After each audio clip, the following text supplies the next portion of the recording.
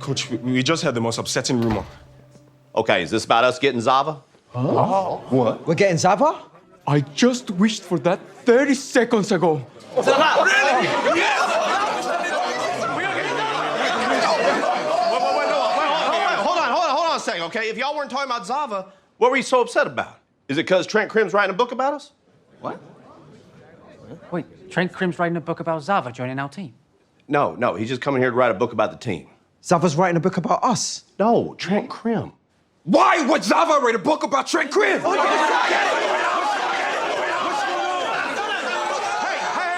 stop, okay? Hold on a second. If y'all didn't know about Zava, which may or may not happen, and y'all didn't know about Trent Crimm, which is happening, then what were you so worked up about? Roy and Keely broke up. Whoa. Wait, sorry, no, I'm okay. Got a little lightheaded there. Yeah, thank you. What's going on? What? No, hey, I didn't say anything. I will fucking kill you! No, I came in and it was talking about us getting Zava. What? We're getting Zava? Roy, do you want to talk about it? No, I'm not talking about me and Keely. No, I meant Zava. Do you want to talk about it? Sure, he's nuts, but he'll help us win games. That time I was actually talking about you and Keely. Hey, Will, come here a second. Yeah. Hey, I need you to run to my apartment, go into my desk, and grab my CD called Ted's Breakup Mix, okay? Got it. Okay. What's a CD? Oh, boy. On it. Hey, Coach, you don't need my keys. I got a set. Right. Thanks, don't worry about it. Hey, Roy, look, we're here for you, okay? We've all been dumped before, right, fellas? She didn't dump me. I broke up with her. What?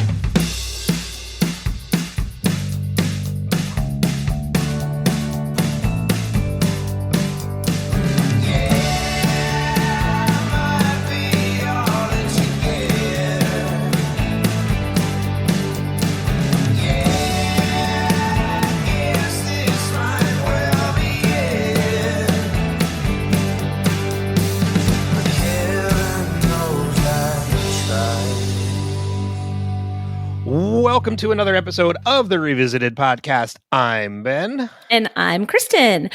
This week we are revisiting Ted Lasso Season 3, Episode 2, I Don't Want to Go to Chelsea. Thank you for saying it that way. You're welcome. That was just for you. Yeah, thank you. I requested it before we started. We're doing things a little different this episode in that we are bringing on a guest. First time for Ted Lasso, at least. I think we've done it for Lost. I honestly can't remember if we did it. I'm sure we did. But he is somebody who has been listening to the podcast religiously lately and been leaving feedback as well. So let's bring on Alex Kruger as a guest this week. Yay! Thank you. It is an absolute pleasure to be here. And I will say that the prep for leaving feedback versus the prep for actually guesting on the show, two completely different animals. Not for us, because our prep is like nothing. Well, I mean, sure. Sorry. This is a complete, total fire from the hip podcast. No, it's not really. We actually prep for this podcast. I have notes today. I do too. Okay. I have. They're all on my phone. Oh, so your printout didn't work properly? Oh, you asshole. Kristin tried printing her notes before we started, and it was like 2 lines on a page. Ooh, you hate it when that happens. You do. Something bad happened to my printer. I like that you called me an asshole just because I called out your printer. Yeah, it's all right. You've been called worse. I have. Sometimes by listeners. Anyway, Alex, thank you for coming on. I know you reached out, you wanted to be on, and you had a specific episode in mind too, which was this one. I did. So there are a few characters that are introduced this year, and two of the ones that I have very strong opinions on are Zava and Shandy, who we meet this week. And it's so funny because when I started to do my prep, I was very spoiler heavy in my analysis and then realized, wait a minute, I have to go back and act as if this is the first time I'm meeting these characters, which was really beneficial because I actually changed my opinion a little bit on Shandy and what I thought of her character because I looked at her with fresh eyes and it, having already one level of hindsight, now I have the opportunity to think of a second level of hindsight. So it was really cool and a fun experiment to kind of come back and pretend that I erased my memory of what comes next.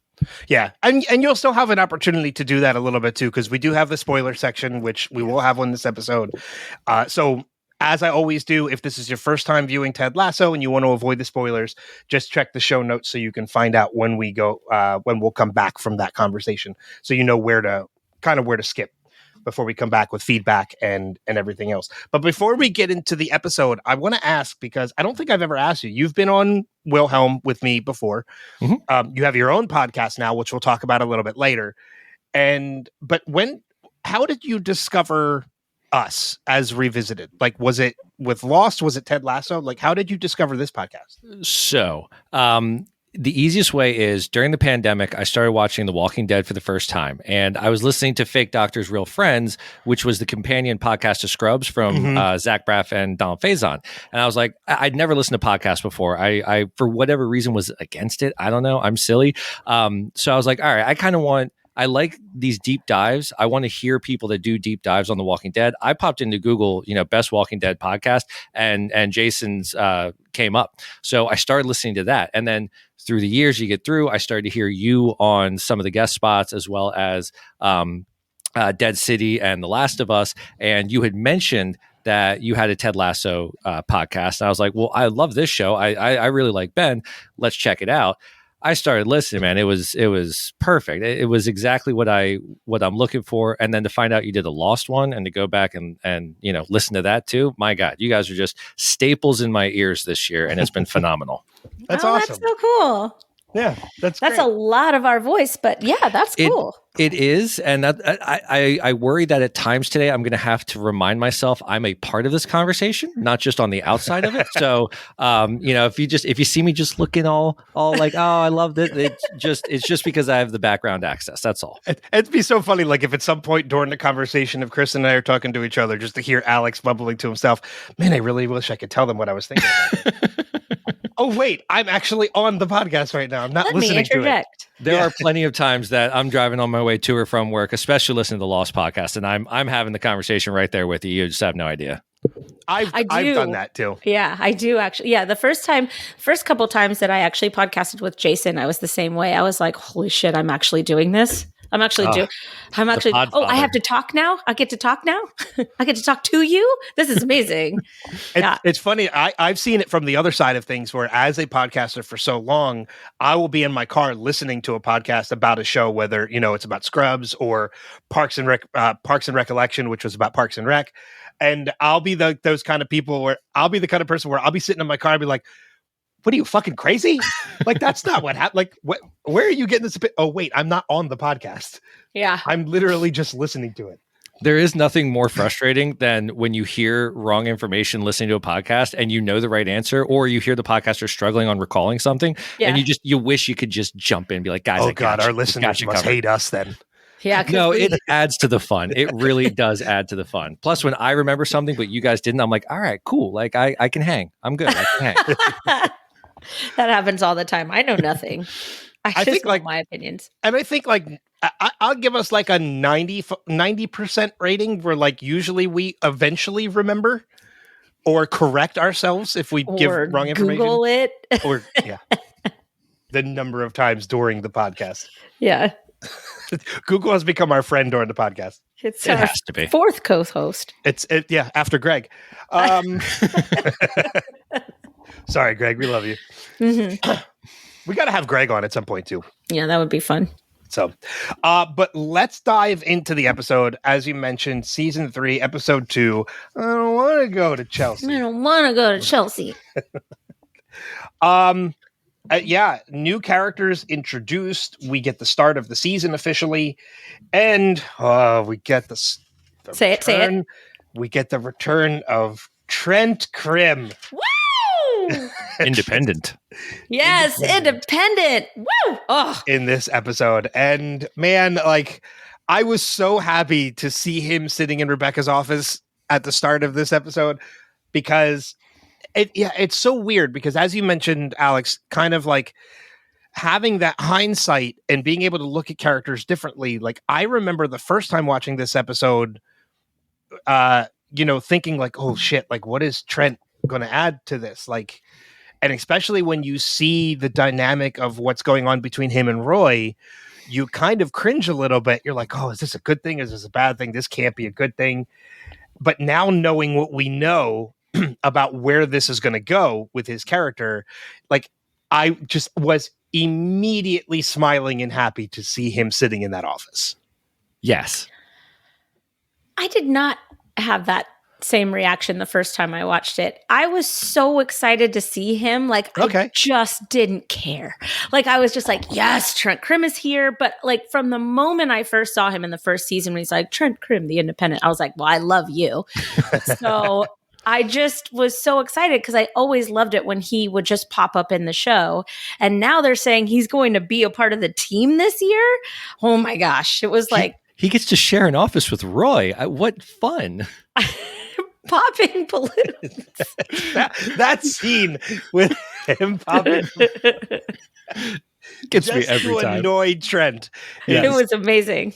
So well done. The smirk when Trent finally does leave the room, the smirk that crosses over Roy's face is just perfect. Because he won. He did. Yeah. Well, and there's a number of times that happens too. Like, even at the end, like during halftime, during the Chelsea game, when they're in there, when Trent walks in and the entire team goes silent, Roy has that same smirk on his face, as in like, yeah, like, I have control over this right now.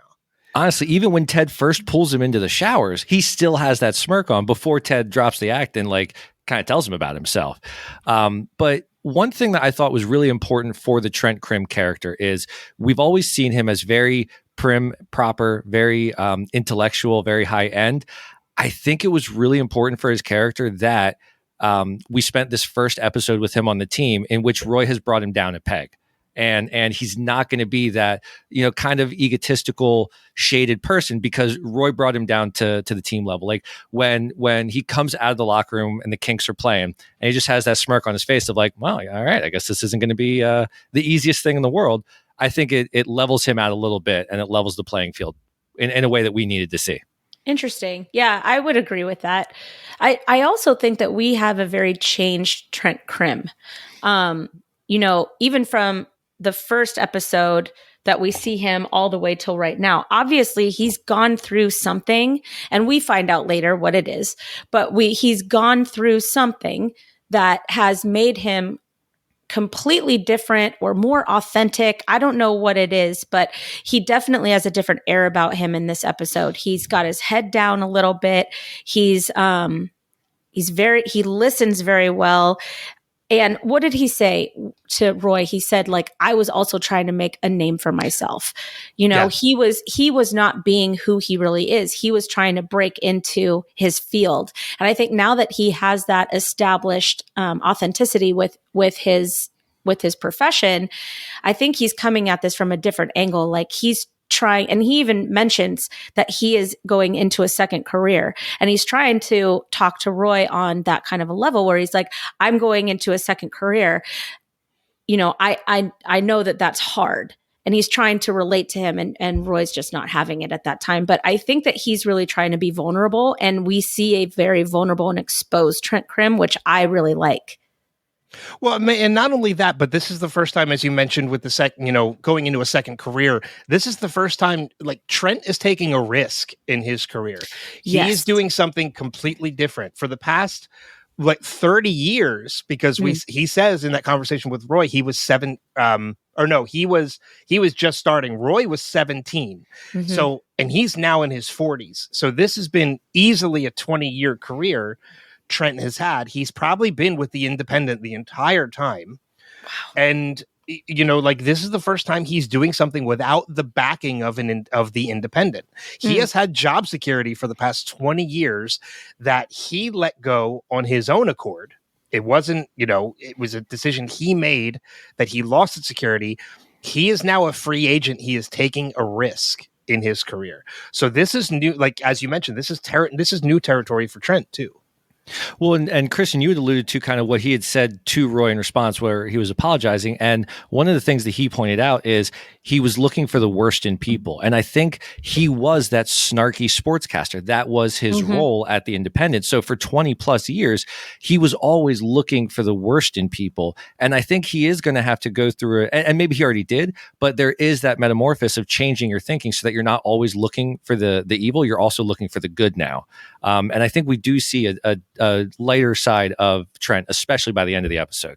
Absolutely. Absolutely. And I think that even goes back to season 1 a little bit too, with the interview with Trent and Ted, in that I think even then Trent was still somebody who kind of tried to find the edginess and tried to look for the negative over the positive because it made for a good story. And Ted is the one that kind of changed him a little bit. It's the lasso effect. Yeah. Ted is the one that turned him around. And even when he says, like, when Ted tells him at the end of season 2, like, I always respected you. And now he's using that, new way of thinking in writing this book about the team. Well, I think that Ted gives people permission to be their authentic selves. He gives Roy permission to be an asshole because he knows that at the heart of it, Roy is the really good dude. He gives Trent permission to see the best in people because Trent sees that Ted, I think that all these people see that Ted is just this self-effacing person that wears his flaws like a badge of honor, and you really see that in the first episode where he's like, I'm so dumb. How dumb are you? Yeah. I'm so crazy. How crazy are you? And allowing that room to breathe, to be flawed, especially in such a visual, what am I thinking of such a like a spotlight of a career that Ted has right now, and to be vulnerable, to be exposed, to be human, to be flawed, and still succeed, gives people around him permission to also be the same, and it makes them their best selves, which is what Ted's whole shtick is well, and how can I bring out the best in everybody, no matter who they are and no matter what they've done in the past. Well, and that's what that was actually the next point I was going to make too, is that Ted is somebody who, he sees below the surface of people, and he's very nearsighted in his thinking. And I don't mean that in a negative way. He is somebody who looks to what have you done lately that makes me think about the kind of person that you are. When Trent is sitting in Rebecca's office in the beginning, and he's like, and Rebecca tells him, like, he wants to write a book about the team. I'm leaving it up to you to make the decision. And they're all like, no, don't do it. They're thinking, we know how Trent has been here for the past 20 years. Right. Ted, when he agrees to do it, is thinking he's making his decision on what he knows about Trent lately. So he is making the decision from a completely different point of view. Well, he's a coach. He allows people to change. He expects people to change. Yes. By the way, which of those three Musketeers' decision was it to let Ted be the final no? In what world is Ted saying no to a new opportunity, especially for Trent Krim? If Rebecca really didn't want him there, Rebecca, you're the boss. Say no. I did not understand. Why leave that up to Ted? That was poor planning and execution. I think they really thought Ted was going to say no. Why would he? I know. I'm with you. Ted's like, a new guy? Sure, let's bring him. I can bring my buddy along? All right, then. Yeah. Well, I mean, barbecue sauce. Let's do this. I don't know. It's funny that you just said barbecue sauce, because as we've been watching, I've been making. I don't want to say it anyway. Because it dives into spoilers and I want to mention it. It almost makes me think, like, is that decision to let Ted make the final decision is that part of the regression of Rebecca that we're seeing? Oh man, do I have so many notes on her for this episode? Amen, folks. Amen. Wow. Is that part of Rebecca's regression a little bit? Is like, I won't be the bad guy. I'll let Ted be the bad guy. Well, and then you have Keeley, who is just not on her game at all. And you have Higgins, who just wants everybody to be happy. You're right. The Three Musketeers, like they all took their crazy pills that morning. They're like, absolutely. You know what? Ted's got this. Yep. Honestly, why was Keeley even there? She was supposed to be on the way to a video shoot. I guess, I mean, it helped with the plot moving forward, but it didn't make logistical sense for her to be there. I have some notes on the whole I have notes on Rebecca too, but I also have some notes on Keeley for this episode. Me too. But I'm really happy we started with Trent Krim. Thank you. Yeah. Yes. Get us all in the happy vibe. Yeah. But I love the fact that, and for some reason, I thought what happens between Trent and Roy was later in the season. I didn't think it was this close to the beginning of the season. I thought there was like an episode or two with that dynamic before it's finally squashed. But I love the fact that, there's so much that happens between Roy and Trent in this episode that makes me not only love Trent, but it makes me love Roy more, because seeing the fact that like he is somebody who has held on to this grudge for as long, the fact that he has that article in his wallet, takes it out, makes Trent hold his wallet while he unfolds it and reads it. And it's almost like after he reads that article in front of Trent, there's a release in Roy, because they're able to converse after it about that article. And seeing Roy later actually tear that article up and be able to let that go and then even in further conversation, talking about like, I wish I was this kind of person, when he talks about what it was like to return to Chelsea. I ended up loving Roy. I already love Roy, but I ended up loving Roy so much more in this because Roy has learned a couple things in this episode.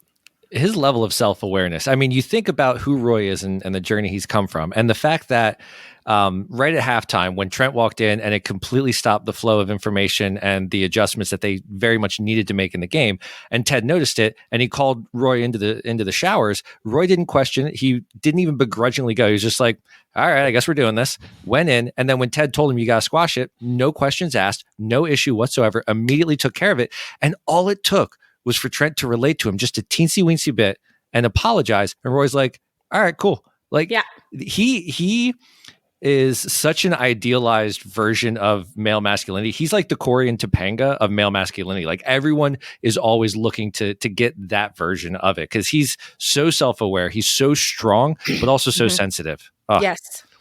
Well, yeah, he's the kind of feminist that women want in a man. Yes. If that makes any sense. That makes perfect sense. Yes. Okay, good. And just the fact that that's recognized by everybody. Like how everybody comes to Roy's comfort when they find out that Roy and Keeley have broken up. Oh. I hate that. Like, I know you have issues with all of it, and we'll explore it more as the season progresses, because this isn't the end of all of that. But like Roy constantly having to defend the fact that he's the one that broke it off. Because when you look at those two, I broke up with her. That's so middle school. Right. It is so middle school. Yes. Yeah. But like you said too, like going back to the fact that like all Roy needed to see was that him and Trent shared something. Like whether it's like they shared a personality trait about themselves. Roy needed to see a little bit of himself in Trent in order for him to just be able to let it go. But even, when I don't think Roy realized what he was doing to the team actually, I know he didn't realize what he was doing to the team and how his personal vendetta against Trent was holding the team back. And Ted's the one that kind of calls him out on it. And, does it in such a Ted Lasso way, in also explaining what a Hallmark movie is. Perfectly explained. Afterwards. I mean, nailing it. I mean, they kind of suck, but they're pretty awesome. I mean, but they kind of suck. I have the entire quote in my quotes too, but just the fact that they're good with the sound off. I'm like, yeah, yep.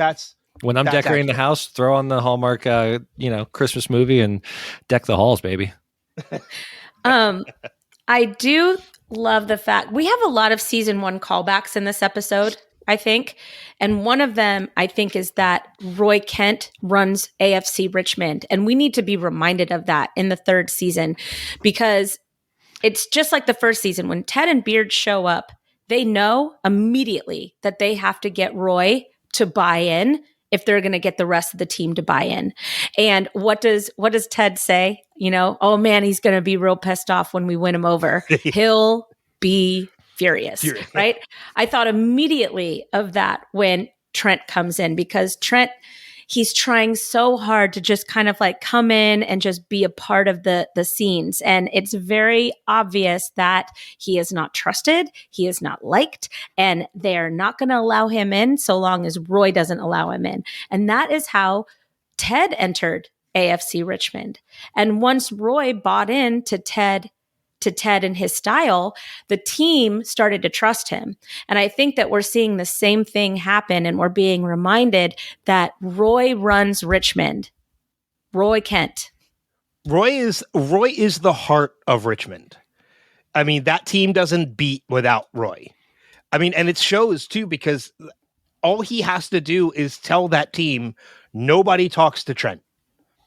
And they're like, and it even Jamie listened. He gets Danny Rojas to say, "Fuck you, Trent Krim." Like Roy Kent was able to accomplish that. So yeah, I think he's got a little bit of sway. A little bit. And not only that, but like it's so ingrained in that team just by one sentence.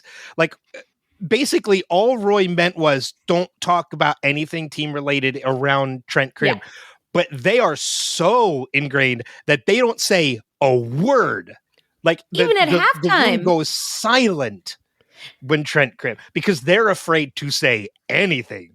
Well, and in front of Trent Krim. To your point from earlier, before Roy and Ted's shower scene, when everyone just gets, I said that. I know, I just did the same thing. When everyone gets really quiet, he has such a proud papa smirk, and that's kind of what you were alluding to earlier. He's such a proud dad of all of his little boys listening to him so well. He's like, I got that classroom management. Yeah.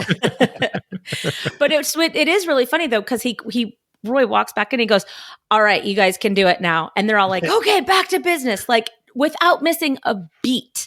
Yep. And I mean, he controls that team, and we knew it in season 1, and we're reminded of it in season 3 that nothing has really changed there. And I think that that's a really good reminder, because as you guys know, we are going to see a lot of callbacks. I mean, even with Roy and Keely breaking up, that's reminiscent of Keely and Jamie breaking up, and Jamie's about to go through a big arc from season 1, and we're about to see a really big arc from Roy to the end of the series.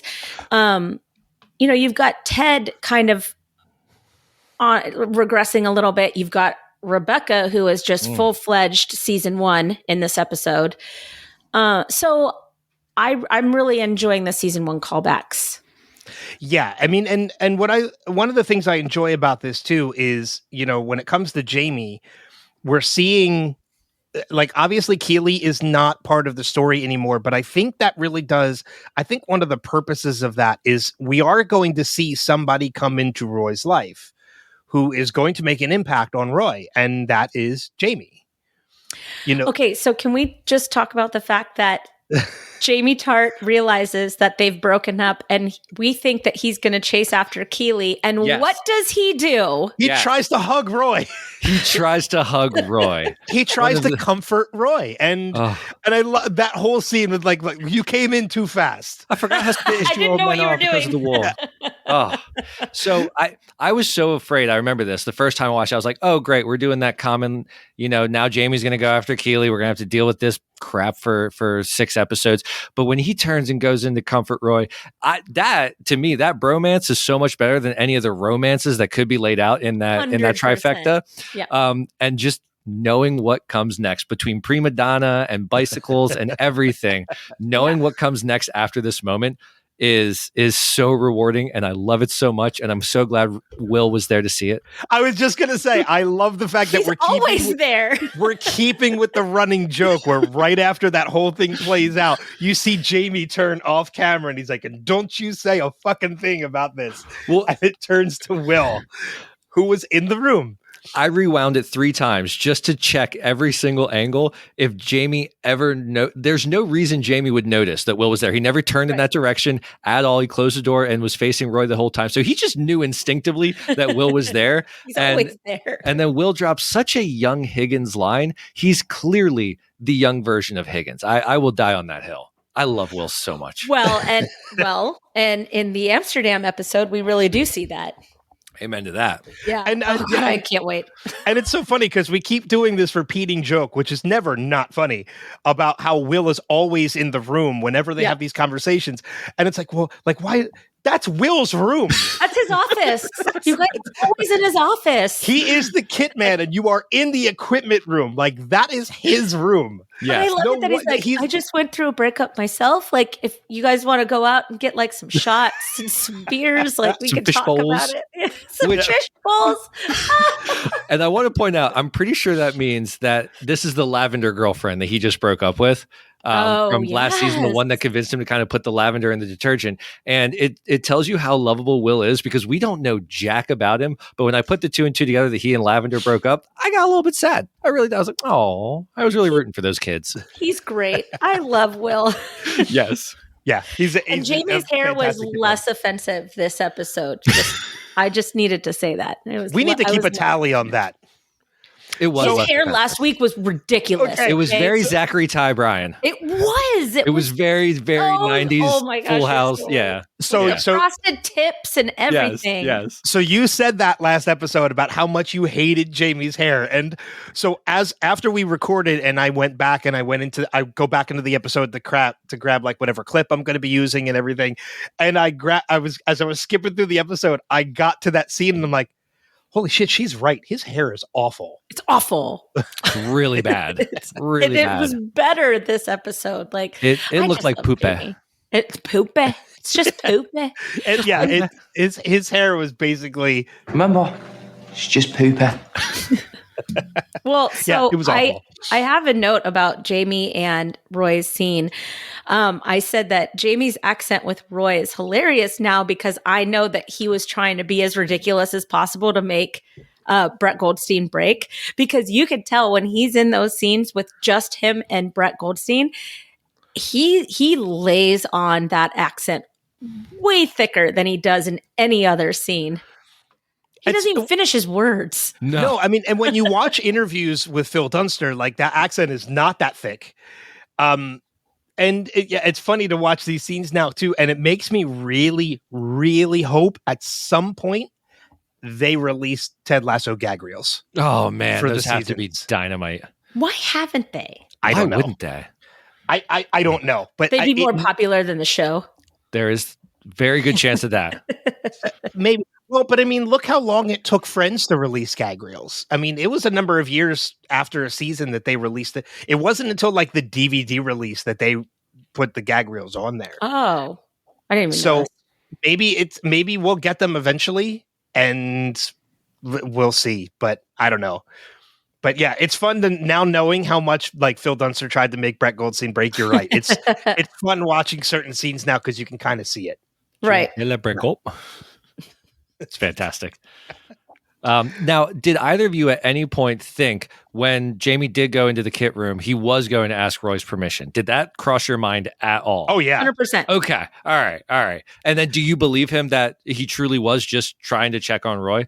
Yes. Okay. All right. Cool. Because he's evolved. He is so into being the best football player that he could possibly be. Hey, look, I said football without even thinking about it. Look, work. Yeah, I can't. I'm not there yet, obviously. But he's so focused on that, and he's so focused on having this good relationship with one of his coaches that I think that Keely being single for Jamie's benefit didn't even cross his mind yet. Right. Well, and that's the thing too. Like, kind of to answer your question is, like upon rewatch of this, like even upon the rewatch, I kind of blocked it out, knowing what's coming. But like when he walks in there, my immediate thought was like, oh, he sees this as an opportunity to pounce. Like I didn't even see it as he's going to ask permission.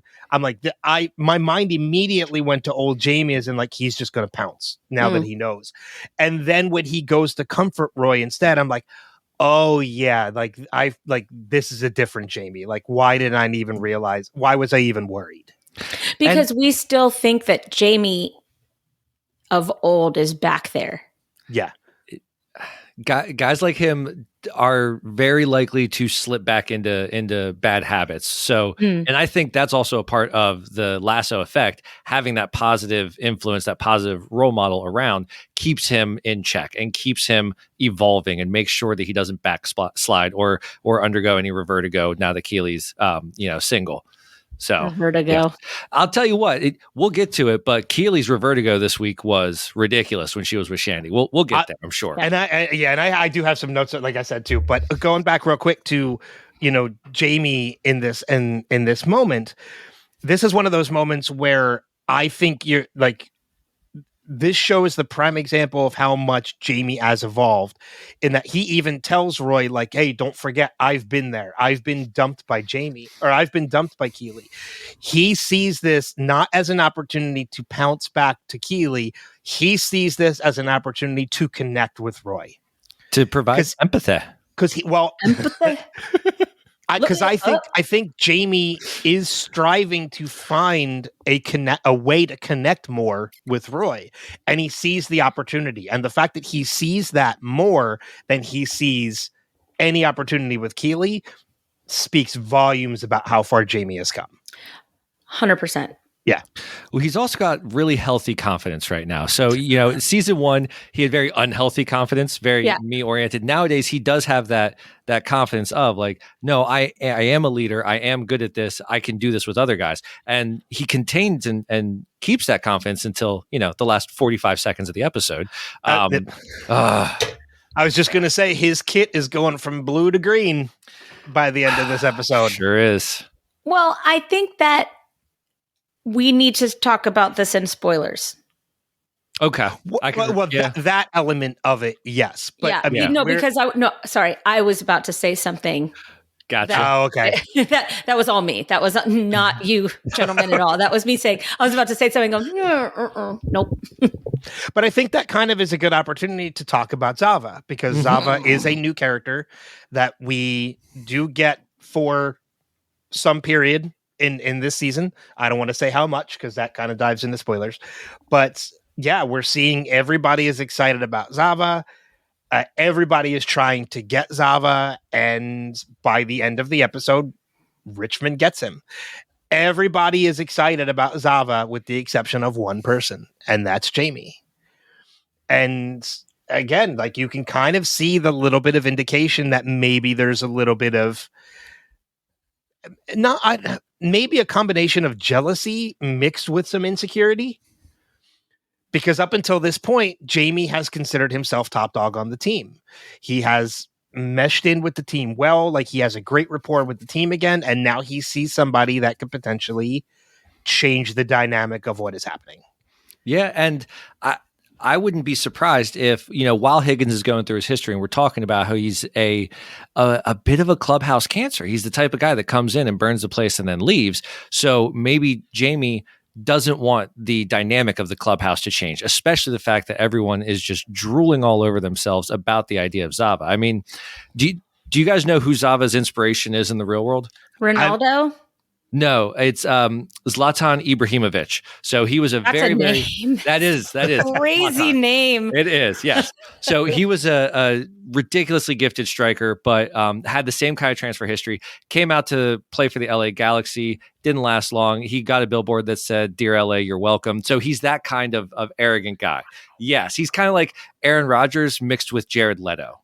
Okay. Right. Both very, very look at me and very, very I'm better than you. But God, also very aloof. Amen, sister. Amen.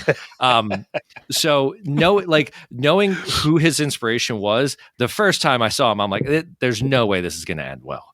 And just everything about him, he's such a douche. Just the way he carries himself and everything. And I can understand why Jamie doesn't want to add that to such a good, fun communal locker room. Yep. Well, just the fact too that he is like. Jamie used to be the cancer to the team. He knows exactly what somebody like Zava can do to a gelled team. And Jamie has worked very, very hard to be a team player, to come up with this team.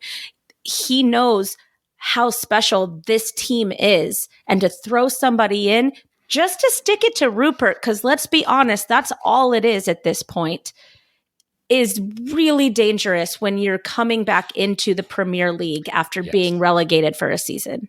Yep.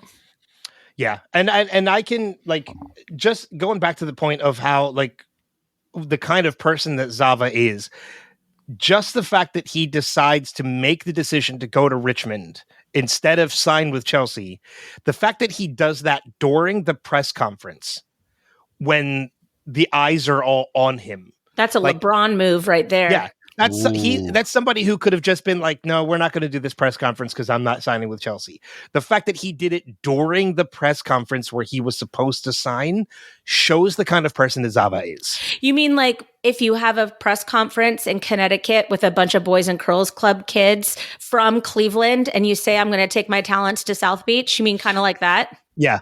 Not one, not two, not three. Well, only two. Well, and we're seeing a lot of different, like, actual sports references happening throughout this show. We got, as you mentioned, the player that Zava is based on. Kristin, you just made the comparison to the LeBron, not Kobe. Sorry, I take that back. I'm not going to mess with that. To the LeBron press conference. Kobe never left the Lakers. No, never. Mamba. And even going back to season 1, the Allen Iverson reference with Jamie when Ted is calling him out about practice. Just talk about practice. Practice. Talk about practice. We see a lot of reflection in actual sports, happen throughout this show. Yeah. Yeah. Oh, so I don't know football very well, and I take it that, Alex, you are a big fan of football. Wait, football soccer or football NFL? Football soccer. No, I begrudgingly watched it for a few years and I never understood it, but I know some stuff. Okay. All right. So what are your other feelings on Zava? Soccer isn't one of those sports where one player can completely take over. It does take a team buy-in. So that whole idea is stupid. They don't have the money to sign him. That's completely irresponsible. Again, I am a big locker room vibes guy. Like the Phillies, they are the team of vibes right now. They have guys that totally get along, and that matters. And that is the type of thing that can give your really good players an X factor that can lead them up. So by dispatching a Zava into the mix, it ruins everything. You can see right away that is not going to be a good fit. It's truly just an ego move by Rebecca to bring him in. And everyone else has these really rose-colored glasses. I mean, Danny is borderline obsessed with Zava. And how can you not see how that's going to have a detriment to the team aspect of the team? When this is the Richmond way, the Lasso effect is all about team. And Zava is all about the me. And he doesn't care about anyone else. He's going to do what he's going to do. He changed his mind from Chelsea to West Ham to Richmond, all in about a matter of 25 seconds while standing on the dais for Chelsea. Like, come on. That tells you everything you need to know. And he eats too much asparagus. I have notes on that scene. Well, new Rebecca should have seen that. New Rebecca should have seen that. And new Rebecca let old Rebecca take over her brain in this episode and in this decision. And it just sucks to watch because you know how much growth she's made and you just feel like everything is going on a good path for this team and this club and Rebecca and Ted and everybody. And then Rebecca pulls a move that just, it doesn't work. And she has nobody telling her to not do it. Like there's not one person that is saying, wait a minute, why are we making decisions based on your ex-husband again? And I think that's because it's Zava. I think if it was some, really good, but not quite legendary player, people would. But even Roy Kent, what do you think, Roy? Zava, he's nuts, but will win. So even Roy's, someone that's been in the league long enough, someone that I'm sure has heard the horror stories of Zava, is still even like, yeah, I mean, if we want to win, that's a pretty good signing right there. That's adding Bryce Harper to your team.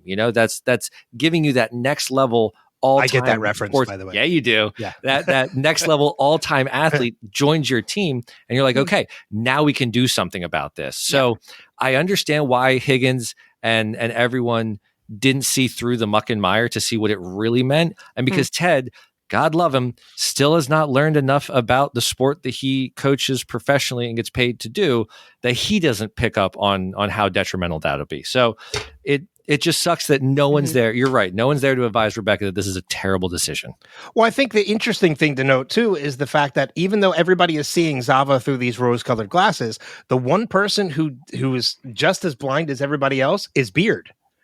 Beard is just as excited about getting Zava as everybody else, and he's the one who's that scream that gets let out a couple times. A great squeal. When he finds out that Roy and Keeley have broken up, he lets it out. When they got Zava, it lets out. But he's usually somebody who's pretty in tune about this sport. Yeah. And he knows clearly who Zava is, but even he's kind of blinded by everything.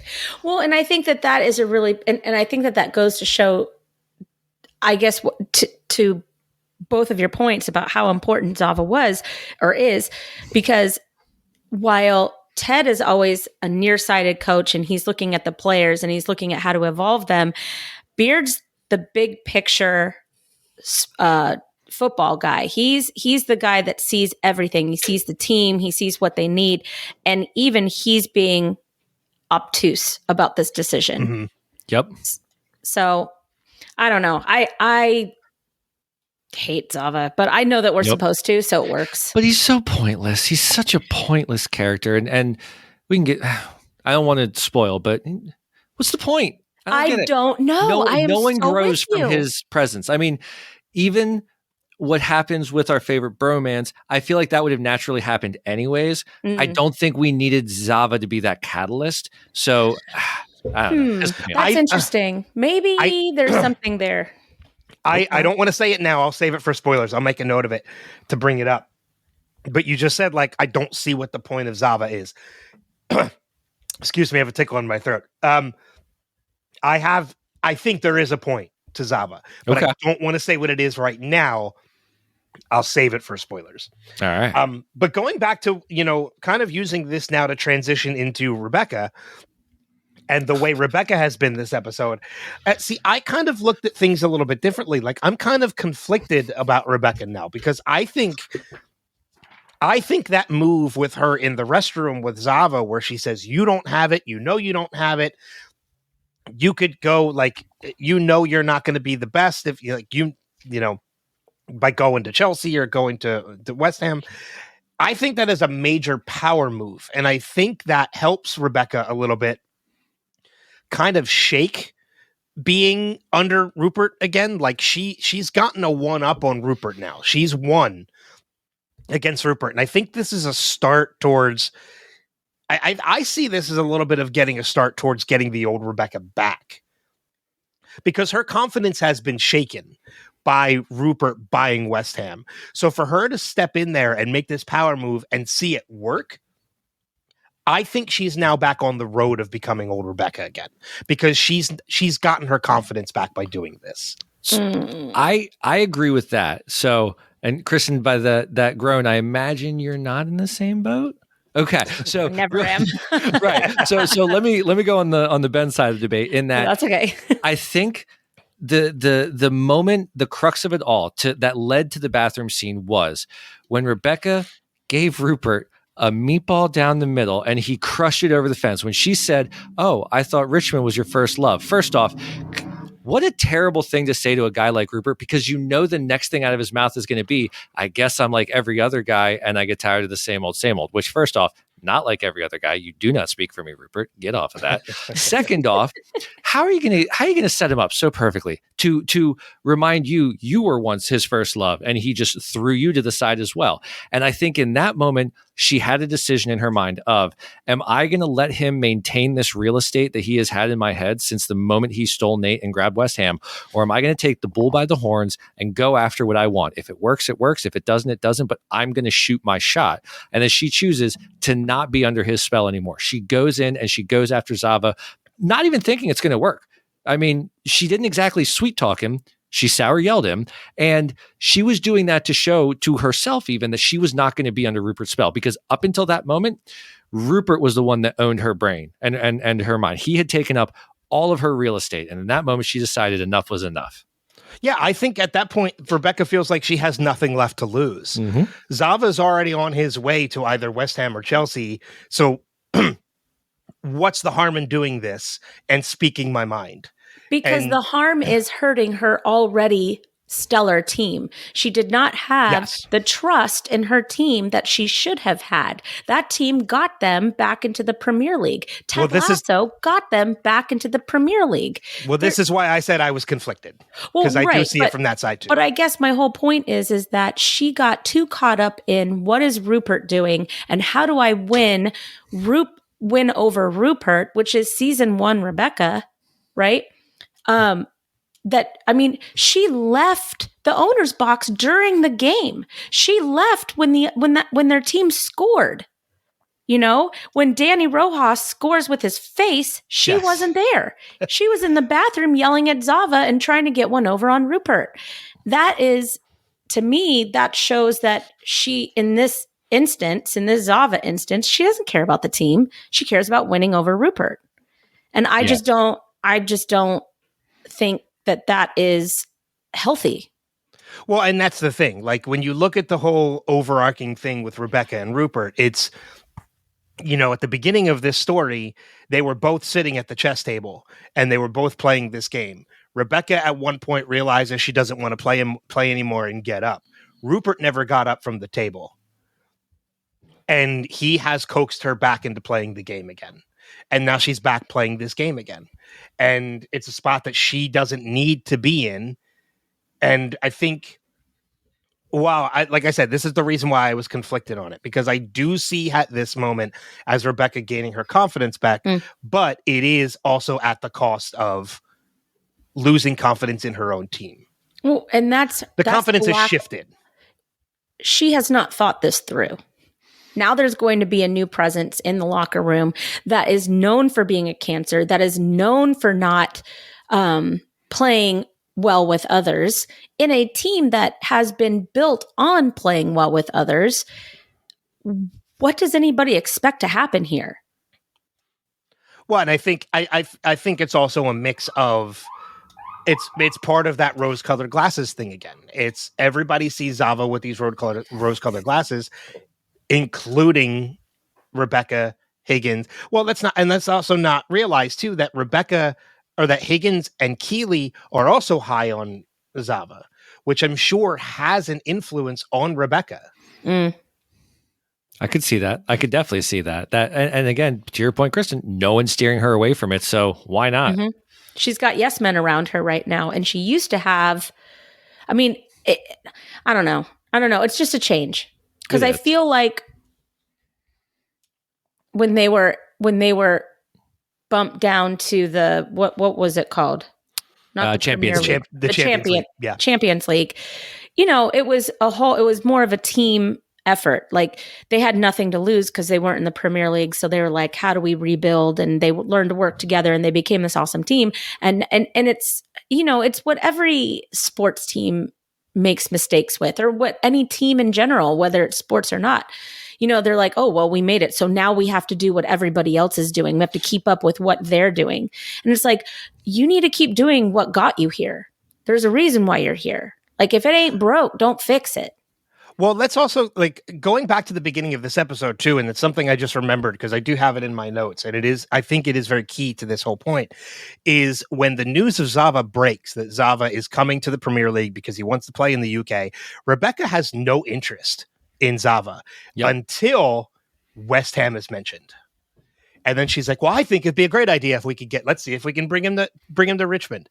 So it is at the beginning of this episode, it is something that is very key in the decision, is that Rupert is interested, because she doesn't hear West Ham. She hears Rupert. Yep. Right. But it is also interesting too, and it'll be interesting to follow later on. The one person in that moment who calls out Rebecca on that is Trent. Sure is. Yes. But then he says he loves it. Well, he likes it's another yes man moment. Yeah. Also, who doesn't love a petty move? Well, and also you bring in a guy like that that's going to, so to use your LeBron example, you bring in a guy that's going to come in and demand the roster be reshaped the way that he wants and damn the future draft picks to the side. He wants to write that story. That sounds great. It essentially would become a story of how one player can self-destruct an entire team in record time. Right. Yep. Yeah.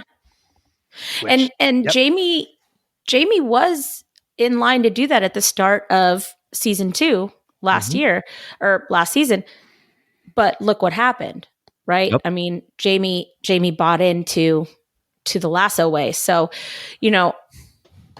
we know what's going to happen, but for those who don't know what's going to happen, buckle up, I guess. We'll talk about it in spoilers. Yeah. But it's one of the other things too I want to make mention of is that I think it's also interesting to note that with all of this talk about Zava potentially joining Richmond, what team is going to get him, how great of a player it is, it's also keen to note that during the Chelsea game, Jamie makes the pass again. Yes. To Sam. Yes. Which Sam kicks, hits the post, bounces off Danny's face and into the goal. Jamie is they're still showing that Jamie is that team player. Right. He's still as good as he ever was, but now he's the team player.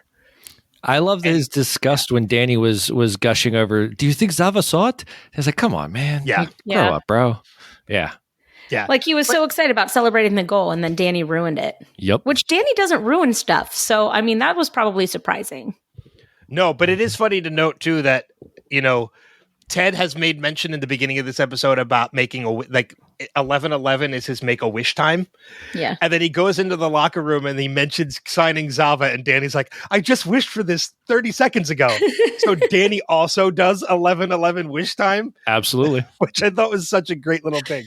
That's for cute. Danny's character. It plays into his total happiness of the character. I love Danny Rojas. Trent Krim got an office immediately. Something Higgins can't seem to do. So true. So true. But he's sitting at Nate's old seat. Yep. And he's in the locker room, which is where he should be. Mm-hmm.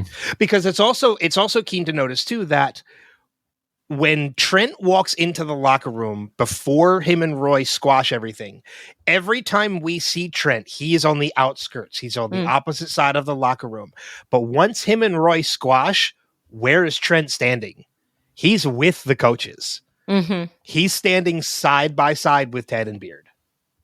Interesting. He has been brought in after that squash with Roy. Got to win over Roy first. Yep. Got to do it. Yeah, he is standing up front with the coaches. He has the coaches' view of the team, just like the coaches do. Yeah. Except for, but during the game, he was in the press box, which, does he ever move to the owner's box? Oh, yes. He goes down to the benches. Okay. I mean, that's a little bit of a spoiler, but Right. it's not. It doesn't really spoil much in that future episodes. He's sitting with the team. Okay. Perfect. Yeah, because I remember him in the press box. He looked so uncomfortable. Oh yeah. Kind of like, I don't know where I belong. It's what he's used to. Right. Right. He's still pressed, but he's not the normal type of press. So, and he probably may not want to answer questions from former colleagues or other journos from the field. I felt bad. Also, he's not like doing what he's supposed to do. He's still an outsider. Like if he's going to write a book about the team, he's got to be with the team. But in this case, he's still new, and he probably went up to the press box just because he was like, I don't know where else to go. Exactly. Yeah. So that was interesting to me, was that he's just awkwardly walking back there. It's like, hey, hi, oh, hey, Yeah, but no, later on in the season, he does eventually start sitting with the team down on the pitch. Mm-hmm. Which, I mean, if you're writing a book about the team, that's the place you need to be. Mm-hmm. Is you are with the team. Which is one of the reasons why, like, I know you and I, Kristin, I think Alex, you're the same way. Like, we're so excited to dive into this whole Trent Krim story for season 3 because there's so much great stuff that comes out of it. It has a trajectory I never anticipated when the season started, but it's one of my favorite trajectories of the entire series. It is some of the best acting and writing. And it's funny Trent Krim is my favorite character. He's in my top 3. He's absolutely in my top 3. But he becomes so ingrained in the team as the season progresses that honestly, by the finale, I forgot he was writing a book. Yeah. He was just a part of the team. He's a part of the team. Mm-hmm. Yeah. Like he's just there with the team. Like you don't see AFC Richmond without Trent Krim. Yeah. So maybe this is a good time to kind of maybe switch gear. I mean, unless anybody else has anything else to talk about with Rebecca. I guess I do have one. What did you guys think of the quote unquote meet cute story between her and Rupert and kind of the Rupert? Oh, I did have that in my notes too. I was just curious as to, because God, he's such a slimy sleazeball. He really is the worst. But you can see, make a wish. Sorry, it's 11:11 at the time we're recording. But you can absolutely see how he was able to wear down her defenses and everything.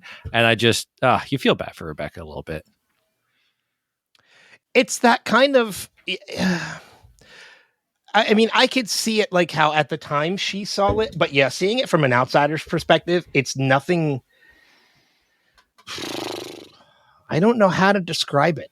Okay, so I have been in this relationship before, not with rich man Rupert or anything like that, but I have been in I feel like the most important woman in the room, and then I'm slowly broken down and isolated into nothing, and then he leaves me in the dust. That I have been through. I've been through that with my dad, and I've been through that with a past relationship.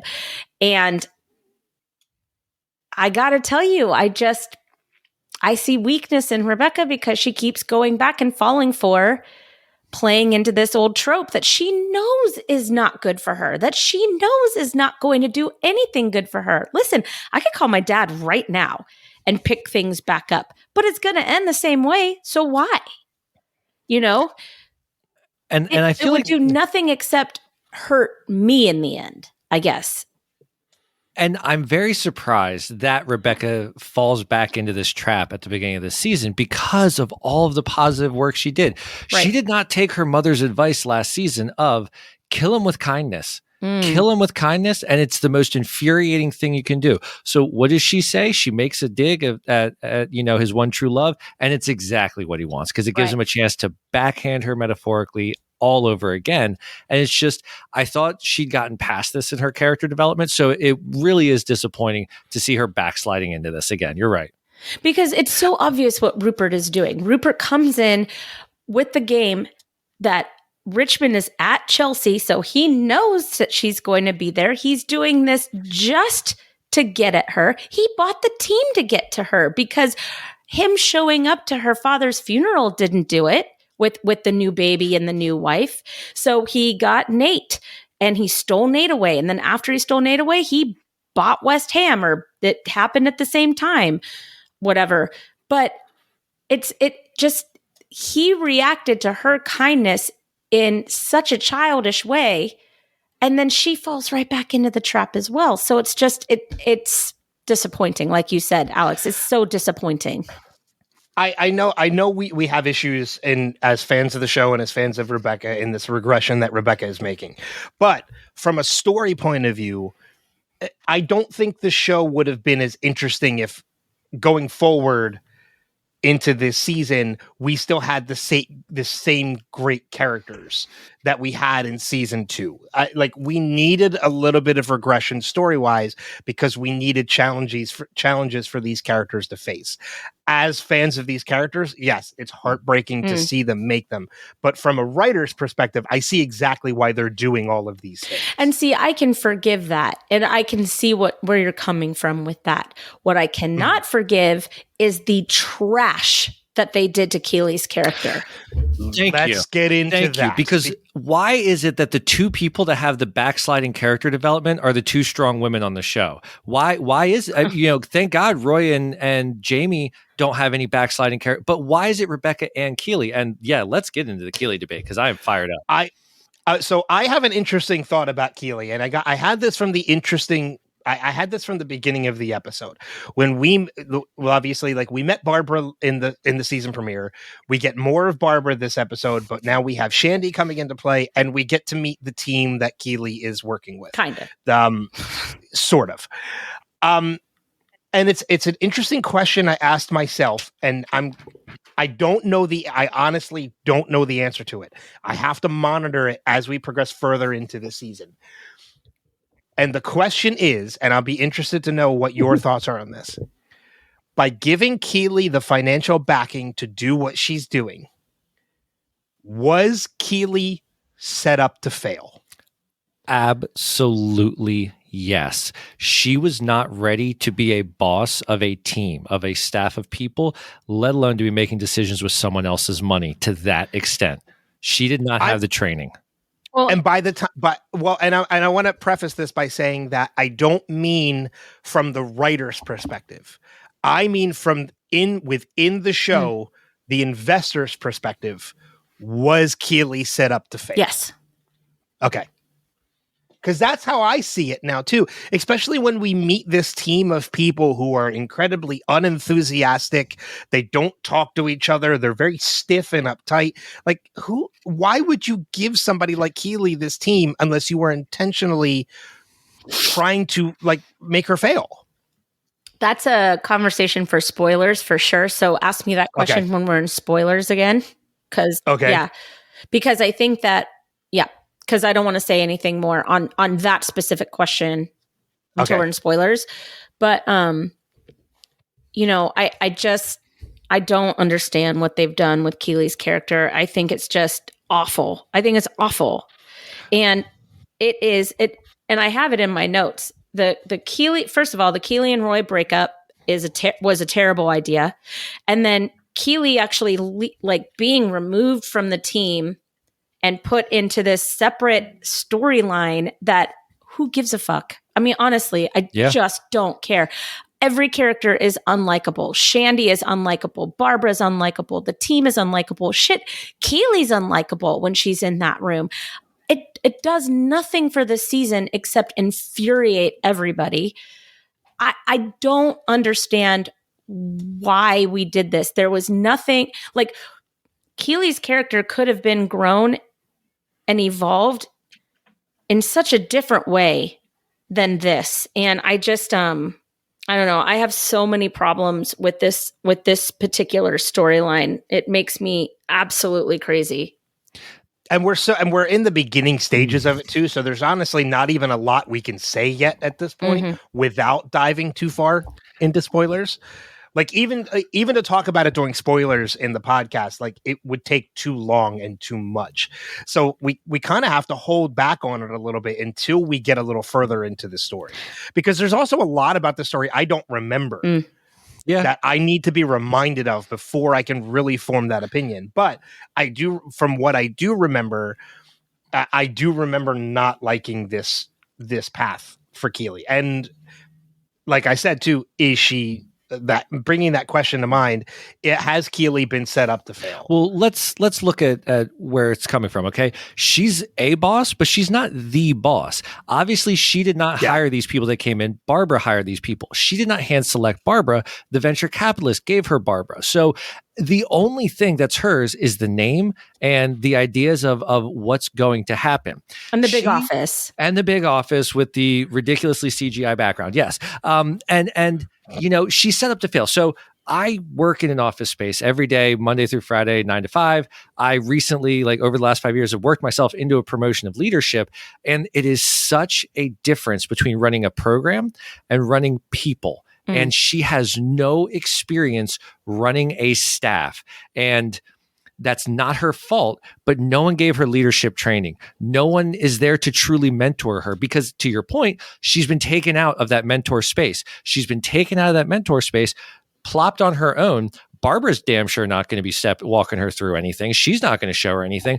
And then, honestly, to get into the next point, the worst thing that Keely could have done is take on a mentee, which is what she does with Shandy, because she has no ability whatsoever right now to be both a boss and a mentor. And save for spoilers, you see how that ends up going. And it's it's malpractice.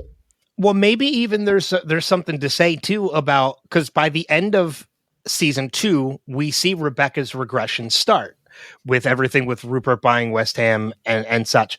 So maybe that regression is also partly the fault for Keely being in this position, because Rebecca let Keely go too early. She didn't see that Rebecca was ready. Or Rebecca didn't see that Keely was.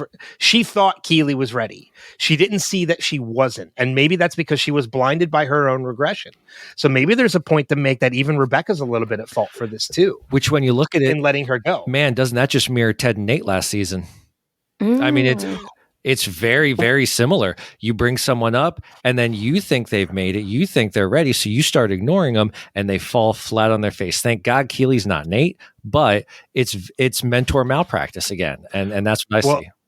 And I did also make another, as we were talking about this is not in my notes. I literally just thought of this. There is another mirroring in this episode, and that is Barbara and Zava. They are two people who are constantly hopping from place to place to place to place. Because look at all the snow globes Barbara has, and she says she buys one every time the company sends her to a different place. Barbara is not that old to have gone to all of those places unless she is going to multiple places every year. I think that says more about her, Barbara's boss. Yeah. Yes. Than Barbara. Yes. Who will meet the boss later. Yes. But I think that says more about Barbara's boss. Before we just move on, I just want to say, did you notice the front and center snow globe? It's in my spoilers. Yes. Okay, good. Yes. Just making sure. Yes, there was a big old highlight on that. Because I was really excited. So there's a lot of hints being dropped about that. But it's I don't know if I see it that way, because in what we know about Barbara, we see her that she is very abrupt. She is very brash, very strict to the rules. And, like, I kind of saw it as in, like, she goes to a lot of these places because she just isn't liked. So they move her around, which also could also be because of her bosses. But she, like, the fact, like, she gives Keely, here's the company card. Don't use it. Right. Because she doesn't trust her. She sees her as a kid in a candy store. Because that's how Barbara presents it. And Barbara's holding the reins of that company. Yes. And she knows it. Well, you think about it, Keely, I imagine, doesn't really have the authority to hire anyone because she doesn't make the financial decisions. And yet she hired someone. And that person had a very good idea, 100%. I think Shandy's idea at the photo shoot, or not photo shoot, the commercial was really good. But Barbara's right. Keely didn't think that one through at all. She offered her a position without a title. She had no idea what her real qualifications were. And, when Keely goes into Barbara's office and kind of dresses her down for how she handled the situation, I didn't think Barbara was out of line at all with how she handled Shandy. I didn't either. I think what was out of line was how she talked to Keely about it in front of Shandy. I thought that was inappropriate, but I had no problem with what she said to Shandy at all. What's so funny about Shandy as a character is the one thing I do remember about season 3 is how much I hate that character. Yes. And it was hard to forget that when I met her this episode. So you mentioned that idea she has during the photo shoot.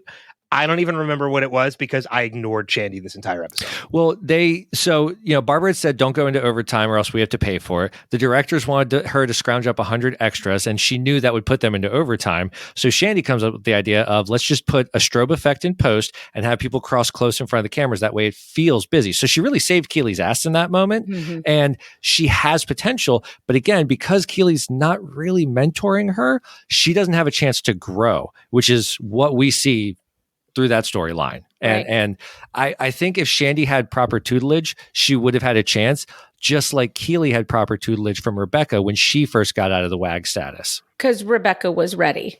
Mm-hmm. Yeah. I completely agree with that. The problem with the whole Keely subplot in season 3 is that it is mostly unlikable characters that are surrounding her, which makes her unlikable.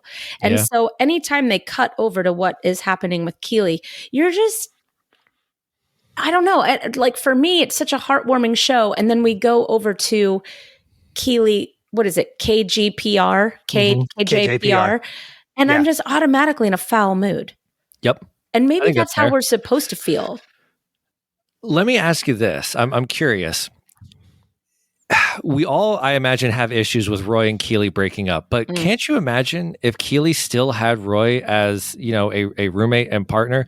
She'd have someone that she could bounce ideas off of, someone that could kind of call her out on some stuff and steer her in the right direction. Yeah. So, the fact that Roy broke up with Keely, he did her such a disservice because having that partner that you can really share those things with, I think would have made all the difference for Keely. And it goes to my original point that we can be successful, strong women with a partner. Heck yes. I wouldn't be half as successful as I am if I didn't have a partner like Kara that's there to challenge me and help me grow and be the support I need when I need support. I am not an island and I don't want to be. So, and I think Keely's the same way. Nor do we want to live in a vacuum. Right. Mm-hmm. Well, and even going to the point of Keely and Roy's breakup, one of the other issues I had with this episode as well is the fact that it's completely one-sided. Mm-hmm. We're seeing Roy dealing with the breakup, but we don't see Keely dealing with it at all. The only instance that we get of Keely is that when she gives that look when Roy stands up in front of the Chelsea crowd and she hears the crowd chanting for Roy, like there's that moment where she kind of looks and she gets, we can see her notice that as well. But other than that, like we're not really seeing her affected by this breakup other than the business side of things. We're not seeing her how it's affecting her personally. She's too busy to deal with it. Yeah. Yeah. And maybe that's part of kind of her self-destructive tendencies this season. That's a good point. That's a very, very good point. Is that she's not allowing herself to deal with it. Right. She's not allowing herself to process and to move on. So in the back of her mind, she knows that there's something that's gnawing at her psyche that she has to work through. So she just distracts herself with bad ideas. And horrible people. Yep. Golly. Yep. Misery loves company. Sucks. Yep. Yeah, I mean, I've gotten through, for the most part, most of my notes for this episode. The only other note I have that's not spoiler related is, man, just so great seeing May and Baz. Oh, my only remaining note. Yes. I getting love that. back to the pub, wearing top hats. Love our boys. Take the hats off. Bad luck. And I love, one of my favorite moments of everything is when Jeremy and Baz get the wrong order. So rather than switch the plates, May switches them. Fantastic. As a server for 12 years, yep, I've felt that way before. 100%. Yep. Excuse me, this is what I got. Switch your fucking plates. Yes. Yeah. Exactly. I've got a couple of notes. So the Roy banner at Chelsea. I don't know if you guys knew about so not only was it awesome and endearing and sweet, it was also controversial. So in actual Chelsea, it was a bit of a snafu because there's a banner for Ray Wilkins. They don't make him like Ray anymore. And diehard Chelsea fans were very, very upset because they felt like it was disrespectful to replace it from Ray to Roy just for a TV show. They're British people. It's hard to make them happy. So we talked about callbacks earlier and some mirroring. The title of the song is an Elvis Costello song, which of course was Beard's alter ego at Bones and Honey, was Elvis Costello's given name. Shandy, I believe, was wearing the lion outfit that Keely was wearing in her Lion versus Panda commercial shoot. Oh, I think you're right. And Isaac, God love him, wants a sponsorship for shoes. Just shoes. No branding. It's just like candy. Rolos. None of that sauerkraut shit. Yeah. Mucho joy. Yes. Also, God, don't we all feel old when a youngster says something like, "What's a CD?" Yeah. Like it burned it. I have made sure my daughters know what records are, and we listen to records so that medium doesn't die, because damn, I hate it when that happens. Did you see Jamie in the background explaining to Will what a CD was? That was awesome. I missed that. I'm going to have to go back and watch that. It's like shaping it. He's like, well, you know. And Jamie giggling every time Roy berates Trent. I mean, just the absolute joy on Jamie, which I'm pretty sure is more the joy on Phil Dunster's face than the joy on Jamie's, but I love it. I love it so much. It's kind of funny seeing him yell at someone else. Yes. Yeah. Absolutely. Well, because Jamie is most of the time usually the target of Roy's screams. Yes. So seeing him do it to somebody else is fantastic. I love it. Or see Jamie's reaction to seeing him do it to somebody else. Yes. That's it for me for notes. Kristin, what about you? Anything else before spoilers? Blah, blah, blah, blah, blah. I don't think so. I did say that Trent, Roy, and Ted at the end, that last scene with Trent, Roy, and Ted, it's nice to see that Roy has somebody who he has history with in that office, because with Nate gone, Nate knows the history behind Richmond and the history of the team and the history of British football. But you know, with the two Americans in there, it must feel very strange, a strange new dynamic for Roy as the third coach. And with Trent there's this begrudging respect of, you know, he's talking about an old game of his and he looks at Trent and he's like, you remember that game?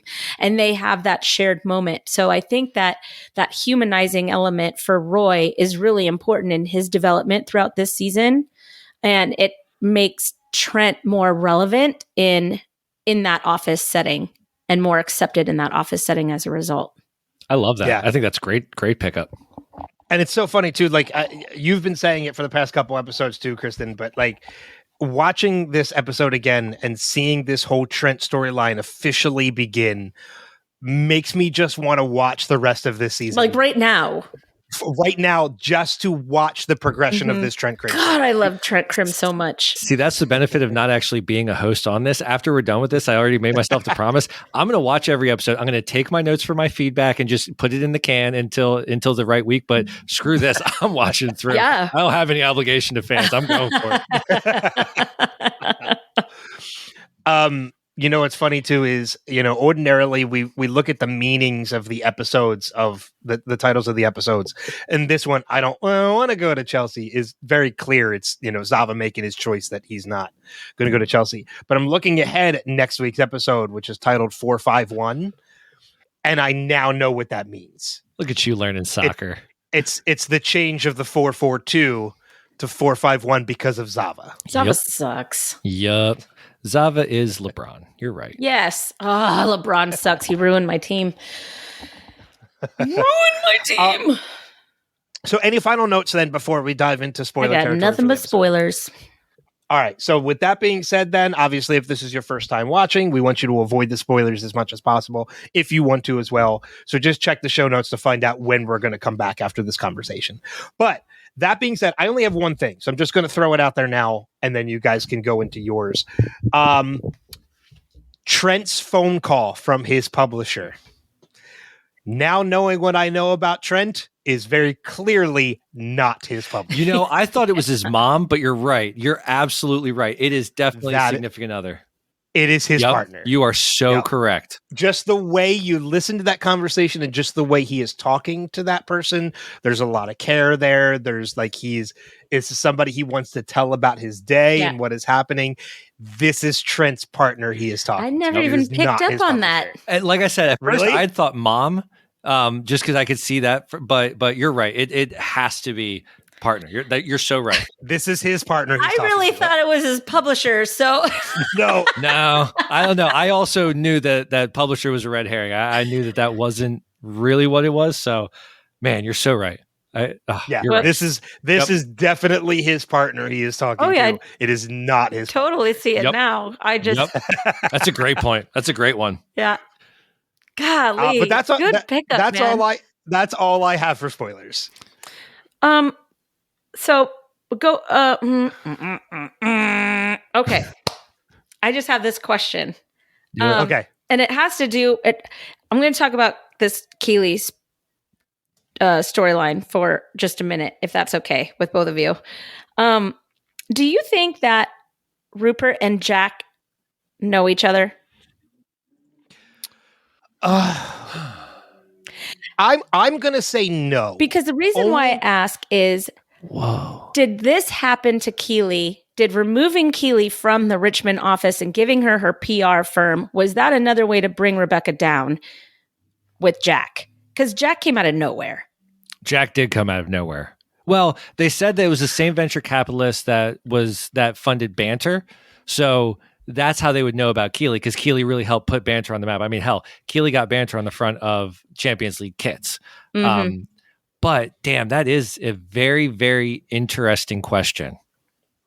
I want to lean towards no. And the only reason I'm saying that is because I feel like, knowing what we know about Rupert, I feel like if Rupert had met Jack and knew Jack, Jack would have become the next Bex. No way, Jack. No, she's gay. Jack's gay. Oh, that's right. That's right. But Rupert might not know that. Would that stop Rupert? I imagine mega bajillionaires have that kind of internal world where they do know these things about each other. Also, Jack is controlled by her parents too. Oh, so maybe Rupert knows her parents. The Sacklers? Maybe. And then I have a follow-up question to that. So Barbara moves around a lot. Is it for Jack's love interests that Barbara moves around a lot? Like, she buys her love. So Jack buys her love with, these women that she likes. And then Barbara is just a witness to the way that Jack runs through women. And so she just thinks of Keely as this vapid, shallow woman that Jack just has a arbitrary interest in, and she knows that she's not going to be there for very long. Damn, both of you are kind of melting my brain here on this. That's a really good question. And I always figured it was something like Barbara comes in, she sets up shop, she leaves, she wears out her welcome in 3 months, and she's gone. Mm-hmm. But that's a very interesting question. Is she kind of there to oversee while Jack loves and leaves? And then moves on to the next target? That's a great question. Because Barbara ends up staying with Keely. She does. She leaves the Jack attack. Right. Yeah, Barbara becomes a more likable character by the end. Absolutely. Keely notices her snow globes, and she notices that Keely is not who Jack maybe even thinks that Keely is. Mm-hmm.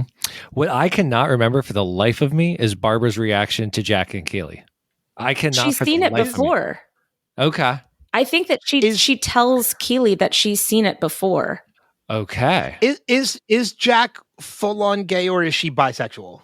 I mean, bisexual is gay, but is she full on lesbian, or is she bisexual like Keely? Ooh, that I don't remember. I want to say that she's women only. I think she's exclusive.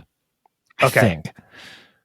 But I've only seen season 3 once, so right. Me too. Yeah. That's tough. But I mean, I didn't have these questions until we started talking about the episode, because you had a Zava for spoiler, didn't you? Yes, I did. Okay. I that's right. I did have a little bit about Zava in spoilers too, but we'll get to that. But because Barbara becomes this character that is kind of broken down to a likable character by the end of the season because of Keely, I'm just wondering how many times Barbara has been through this with Jack. Because when Keely gets into all that trouble with the sex tape, was it the sex tape? It was either sex tape or sex pictures. Yeah, something like that. Yeah. No, it's a video. Is it a video? Okay. Jack has a plan that her parents gave her, and she leaves Keely immediately. So, and Barbara sees what happens there and knows that Keely is so much more than what Jack is giving her credit for. And this is all based on one. I could be completely wrong because I haven't watched it more than once, but I just feel like Barbara finally like breaks out of the Jack phase or whatever. What am I thinking of? Well, I think a big thing that has to do with that as well is the fact that I think for the first time with Barbara, for the first time in all of the places she has been to, it's sort of similar to Dr. Sharon, and that Barbara just has not allowed herself to connect to anybody because she moves around so much. Yeah. But she finally allows herself to connect to Keely because Keely makes an effort to connect to her. I see that. You can't help but love Keely. Yeah, you can't help but love Keely, which is why season 3 frustrates me so much because Keely becomes one of my least favorite characters over the course of like half of this season. I'm just like, Keely, what the fuck are you doing? Yep. Like I just get mad. And the whole Shandy is a large ass piece of that. I mean, Shandy is the worst. I hate Shandy. Yep. I mean, we're definitely going to see Keely make a comeback, which is great. But you're right; she is at like one of the lowest points that we've ever seen this character. Yeah, because we've seen Rebecca this low before. We've never seen Keely this low. She was always at least a little bit confident and cocksure. And she's got a good head on her shoulders. Always has. And she melts. She melts. You know what it is? Well, because it's the breakup. It is. And the fact that it wasn't hers, like, first off, hey, Roy, maybe don't go around saying, oh, it was me, because that makes you that much more of an asshole. Such a middle school thing. It really is, because Keely suffers from that breakup in more ways than just losing your romantic partner. Keely really does suffer. And it was just for Roy. And I think one of the things about the Keely character in this season as well is the fact that Keely has been the strength for so many others. This is the first time Keely has nobody to be hers. And nobody thinks to help her. Everybody else is distracted with their own things. Rebecca's distracted in her pursuit to get back at Rupert again. Ridiculous. So Keely has lost that. Ted is back. Ted is concentrating on the team, which is where his concentration should be. Mm-hmm. She's lost Roy. So like all of the things that she had that made her strong, other than what's in herself, are gone. Well, it's the Nate thing all over again. She's elevated and forgotten, elevated and dropped. And it's so frustrating. It is frustrating because I think that she deserved a better final season than what they gave her, than what they gave that character. Honestly, I remember not holding season 3 in the highest of esteem because of the Keely story arc and what they did there. Right. Yeah. I think this season is... I love season 3. I do too. But I think it is because once everybody finds their footing as characters, everybody's in mud right now. Yep. They're slipping and sliding wherever they are. But once everybody finds their footing and it becomes cohesive again, usually within, I think by the halfway point, we're in spoilers, so I can say it. By Amsterdam. Yes, that's the turning point. God, I love that episode. And I think that is why it's probably one of the highest rated episodes. We of needed this season, it. Is because Sunflowers, which is the name of the episode. It's Amsterdam. It's Amsterdam. Yeah. It's windmills. It's Amsterdam. It's whatever you want to call it. By Sunflowers, that is when it clicks. Season 3 clicks in episode 6. And for the rest of the season, it's fantastic. Off to the races. Is amazing. Yep. One of my favorite Jamie Tart moments in the entire season is when he's at that press conference and he's like, "I think everybody is great. Everybody's great. I'm trash. It's not me. It's everybody else. Everybody's great." Keely's like, "Jamie's broken. Who broke him?" But I mean, like that, because of that Amsterdam episode, like there's such a great connection between Roy and Jamie in that episode. We see some great stuff with Higgins in that episode. Rebecca's story is fantastic in that episode. Like there's so much that happens in episode 6. And from that point on, the rest of this season is just... Isn't that where Ted comes up with Total Football too?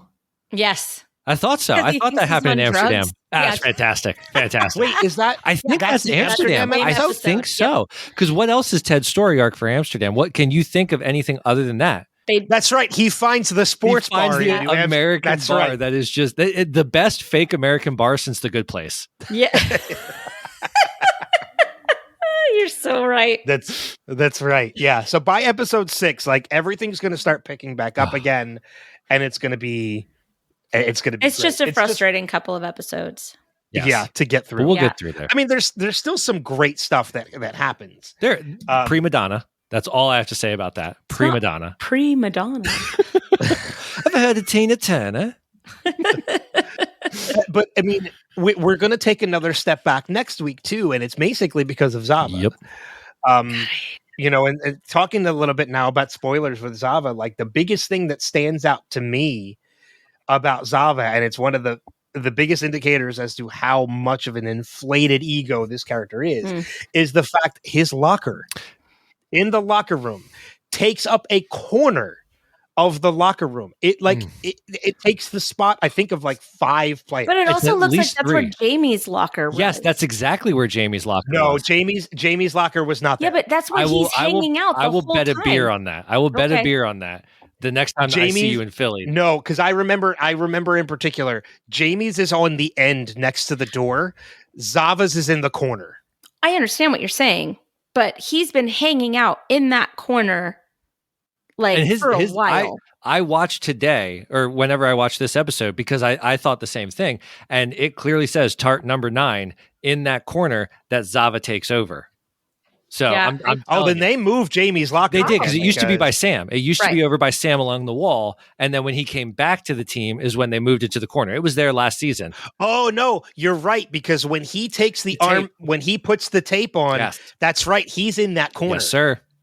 But he So where I'm thinking of Jamie's locker room, the scene that I'm thinking of Jamie's locker is when he takes the piece of the believe sign from the season finale. So I guess wherever they move him to after Zava comes in, Yes, that's where he stays. that's where he stays for the rest of the season. Which is probably where he was when he put the gum in the donation box in season It is. 1. Yeah. I would it imagine is, it's that area. because that's Yeah. where he About was that. before. Yep. that Yeah. was so good. Well, and I think that that's really symbolic too of Zava's entry is that he takes Jamie's spot. Yes. And what's so ironic about that is that Jamie doesn't care about that. He cares about what it's doing to the team. Yep. Yeah. I And love that's that about him. Huge Oh. growth. Amen. What do you have for Yep. spoilers? I have a couple more, but what do you have, Alex? I have a couple of just teeny tiny ones. Cool. The globe for Amsterdam, which we mentioned, the really highlighted globe on Barbara's desk is Amsterdam. Holland. Biggest one Yes. there. I love it. Yep.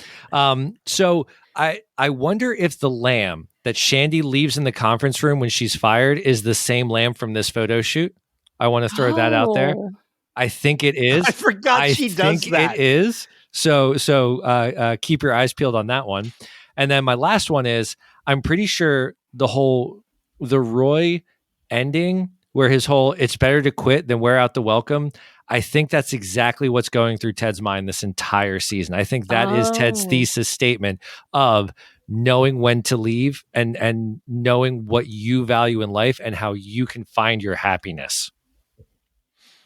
Yeah, but it doesn't make me happy that he left. No, for sure. For sure. I'll second that all day. Although I feel like Ted was kind of a background character in this episode. He personally did not move any of the plot forward. And I think there are a couple of episodes like that this season. And that might be them trying out, can we make the Richmond Way a spin-off series, without Ted? I think they nailed it. Can. Well, I don't think it's that. I think it's more, when you go towards the end of the series and you find out Trent Crimm's book is called The Lasso Way, and Lasso's the one that makes the note like it's never been about me. I think that's what they were trying to tell with this season is that so when it gets to that revelation that it's the Richmond Way and not Ted Lasso, I think the writers were trying to make a point that it's called Ted Lasso, but this show has never been about Ted. Yep. Well, and I think that's a big allusion to parenthood, is that we spend the first 2 seasons or whatever, right? We spend the first 2 seasons putting our pieces in place and bringing up these people and bringing up this team. And then in the third season, it's hands off the wheel. Have I done my job? Yeah. So, do you think that Jamie would have asked Roy as doggedly as he did to train him if it wasn't for Zava? No, I don't. I think, like I said, I think Zava was the catalyst. I think eventually Roy would have taken Jamie under his wing and started training him, but I don't think without having, because who else is going to challenge Jamie for supremacy on the team? Or, and maybe this is a secondary aspect of it, was he asking Roy because he wanted to be better, or was he asking Roy because he wanted to be better so they wouldn't need Zava? No, was it the cancer piece of it that he wanted to just get at? Like I need to be good enough so that you guys don't go get a Zava and we can keep this unity we have. Mm-hmm. Well, and that goes back to one of the points I was going to make earlier that I said I was going to save for spoilers, is that I think the reason for bringing in Zava, because remember we had said that somebody had said that I don't see what the point of bringing in Zava was other than cause chaos. And I think that's just it. I think this team needed to see that they could do it without Zava. Yep. They needed the confidence to know. They needed Zava to come in, and they needed the confidence to see that once Zava was gone, they could be that team. They're just as strong, if not stronger, without that character. Yep. I would agree. I think that's perfect. Yep. All my spoilers are done. That's it for me. Okay. All right. So then with that said, welcome back to everybody who came out because of the spoilers, which takes us into some of our favorite quotes for the episode. We mentioned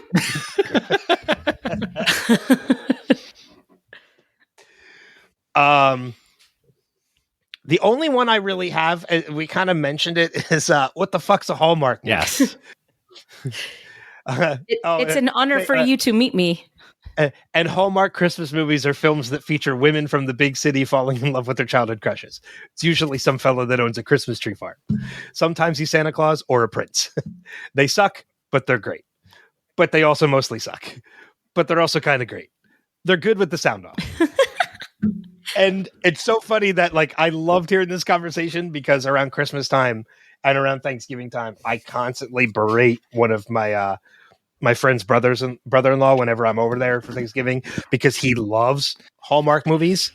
And I'm like, you've seen all of them in the first one you watch. It's the same formula, just different. And yet it's kind of like Fast and Furious movies. It's kind of Don't. Alex, if you ever want to come back on this podcast, you are always welcome.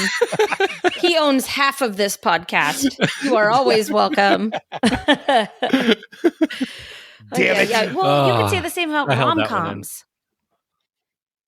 Yeah. I agree to a sense, but there are some rom-coms that break the mold that are really good. Date Night, Steve Carell, Tina Fey. Check it out. It's fantastic. I love that movie. Kill shot. That's a kill shot. He turned his gun. Killed that. Warm Bodies is another one. Ooh, it's a zombie rom-com. That is a good one. It's so much fun. I love me some Nicholas Hoult. There are some that break the mold. Hallmark movies never break that mold. Sir. They are the same ones. My favorite line of the whole episode was Ted to Roy saying, "Your ego is about to squash a lot more than a silly football match." Yes. God, I love that line. Sabotage. Okay. Sabotage. A whole lot more. Yeah. And that is Ted coaching and managing at his finest. That is Ted. You know, it's the angriest I've ever seen him sober. But he delivers it, and he's able to still bring, be his corny self. Like, you better order off the vegan menu because you blah, blah, blah. And but it's still so powerful that Roy doesn't even, the smile erases from his face. And he's like, all right, I screwed up. I got to fix this. And it's such a powerful one. Yes. Because he's so serious. I mean, he looks at it, he stares through his soul in that moment. Yes. And you don't get a lot of that with Ted.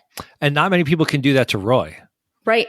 So that shows their bond. But that's not my favorite Ted quote this week. My favorite Ted quote this week is, he must be thinking Scranton, Pennsylvania. Oh, that's right. Y'all did a prequel of that show over here in reference to The Office. A pre-make. Was it a pre-make? A pre-make. A pre-make. It was a Yes, pre-make. Oh my God, that was fantastic. Fantastic. Okay. I also have one from Jamie Tart. I forget how skittish old people can be because of the war. When he goes in to hug Roy, that's classic. And then the last one I have is when Leslie says, "Well, did you sweet talk to him?" Rebecca says, "Well, what's the opposite of that?" Keely goes, "Sour yell." That I did that. Her delivery of that I did that was so good. The only other one I have too is one of my favorite sequences from the show, and it's when the team finds out that Roy and Keely have broken up. Who's on first? That's pretty much what it is, and I love it. He's like, "Okay, is this about us getting Zava? What? We're getting Zava? I just wished for that 30 seconds ago." Whoa, wait, no, whoa, hold on a second, okay? If y'all weren't talking about Zava, what were you so upset about? Is it because Trent Crimm's writing a book about us? What? Wait, Trent Crimm's writing a book about Zava joining our team? No, he's just coming here to write a book about the team. Zava's writing a book about us? No, Trent Crimm. Why would Zava write a book about Trent Crimm?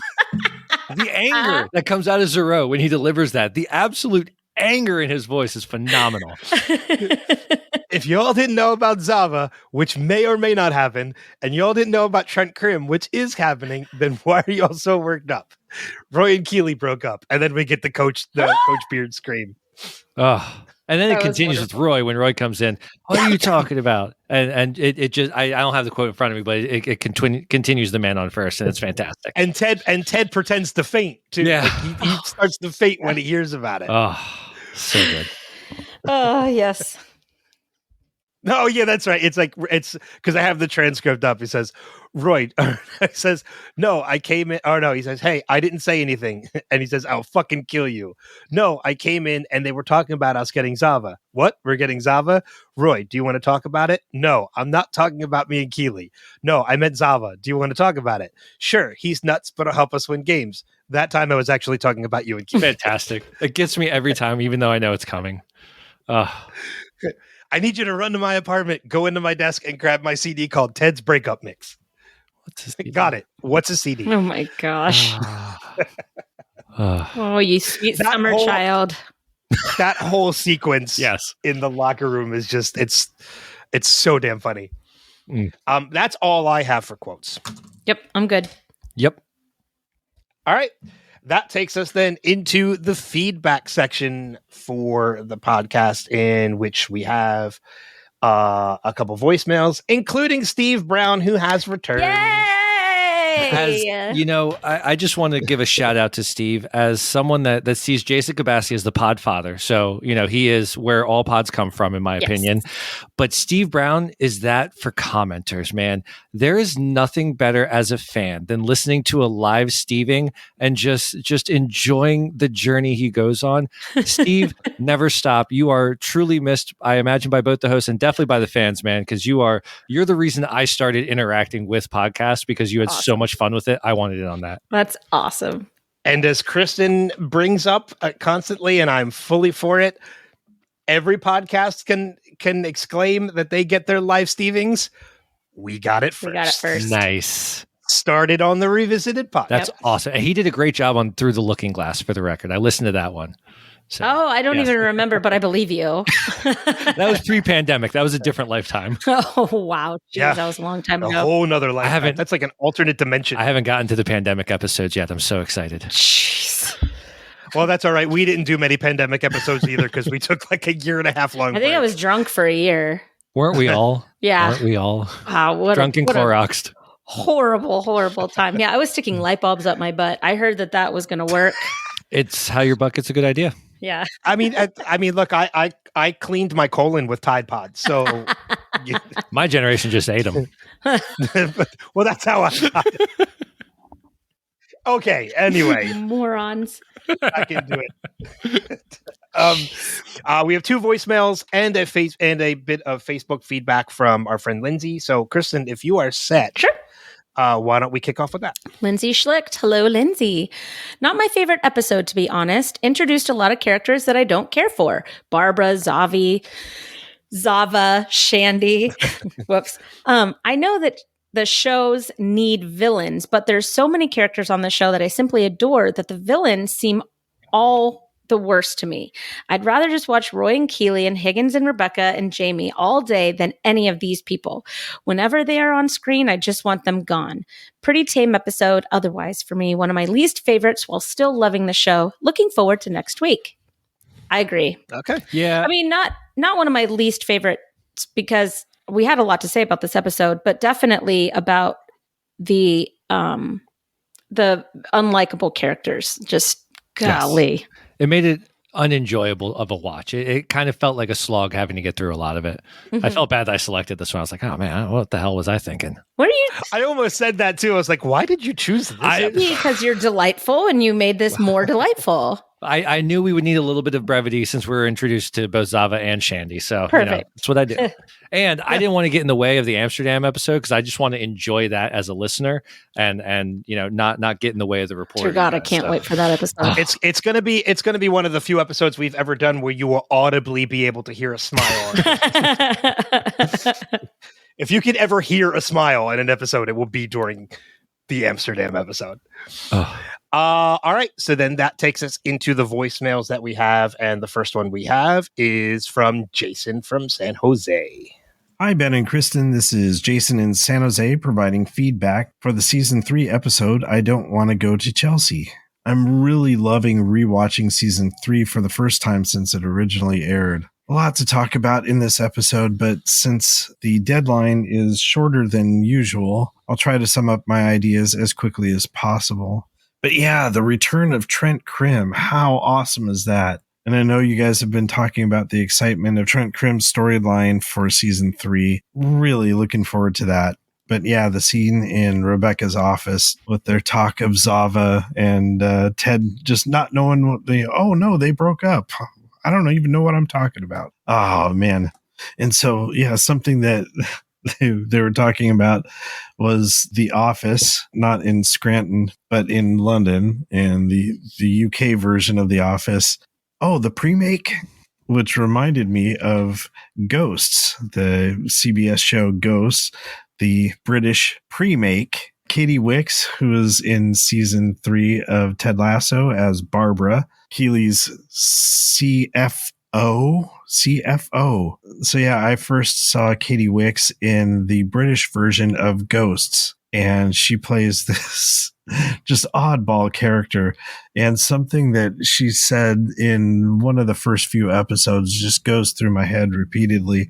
When the ghosts were trying to get the inhabitants of the manor to leave, they're coming up with all these crazy ideas, but her idea is just to yell, "Get out, get out, get out." Get out, get out, get out, get out, get out, get out, get out, get out, get out, get out, get out, get out, get out, get out. So yeah, hearing her do that just goes through my head when I want someone to leave.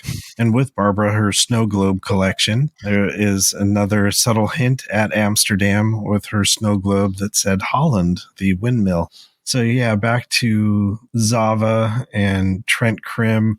The locker room conversation about the confusion about Trent Crimm and Zava, and the line, "Why would Zava write a book about Trent Crimm?"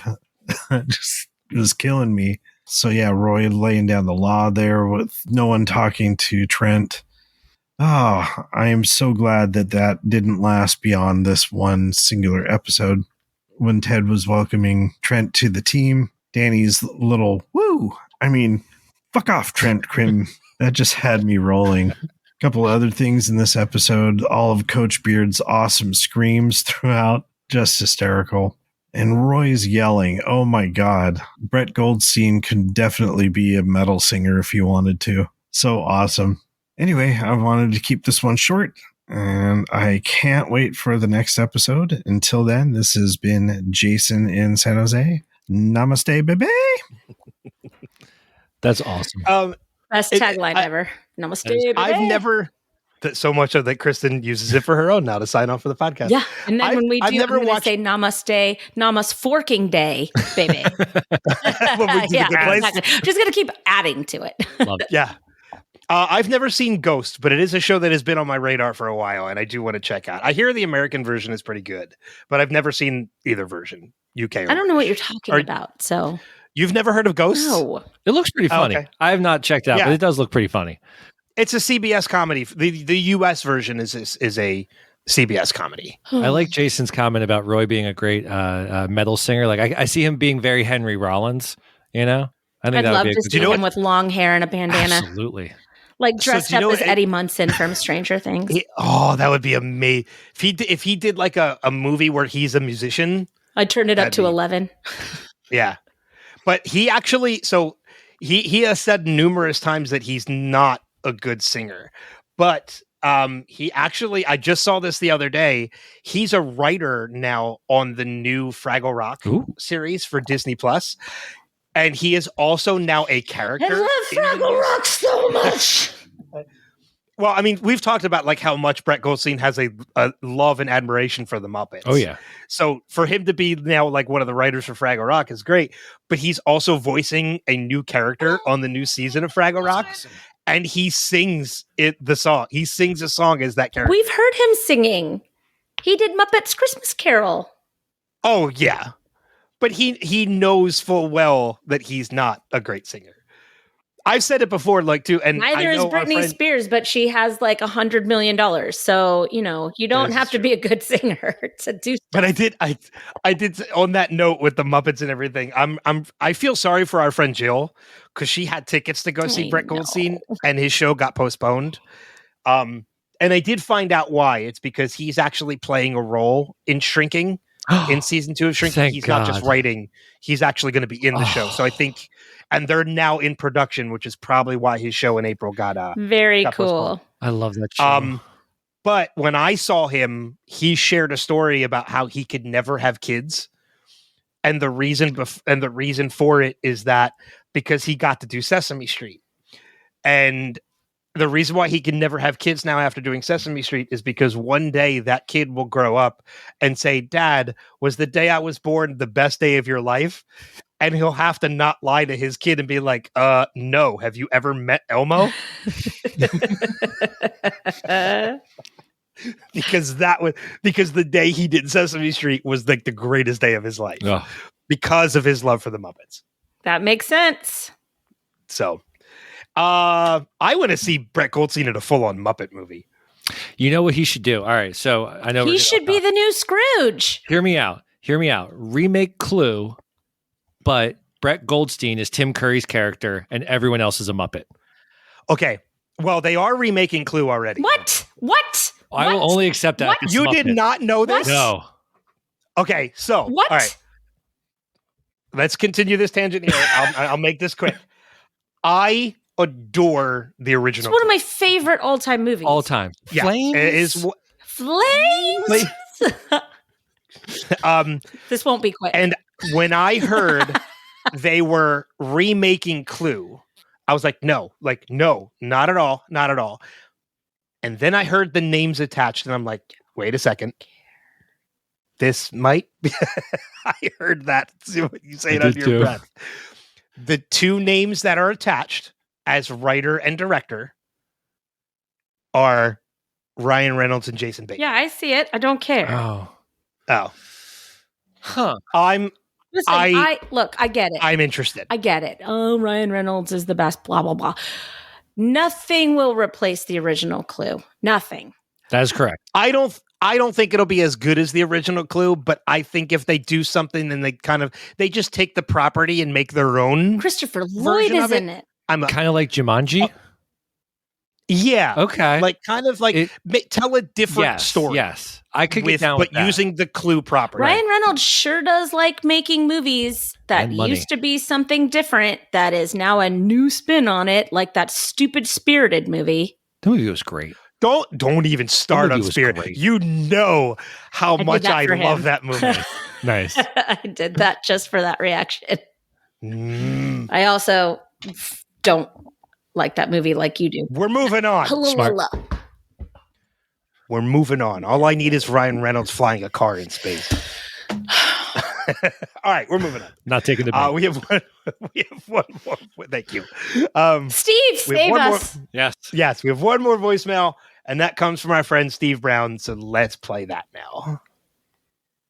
Hello, Ben and Kristin. This is Steve, and this is going to be for Ted Lasso, Season 3, Episode 2. I don't want to go to Chelsea.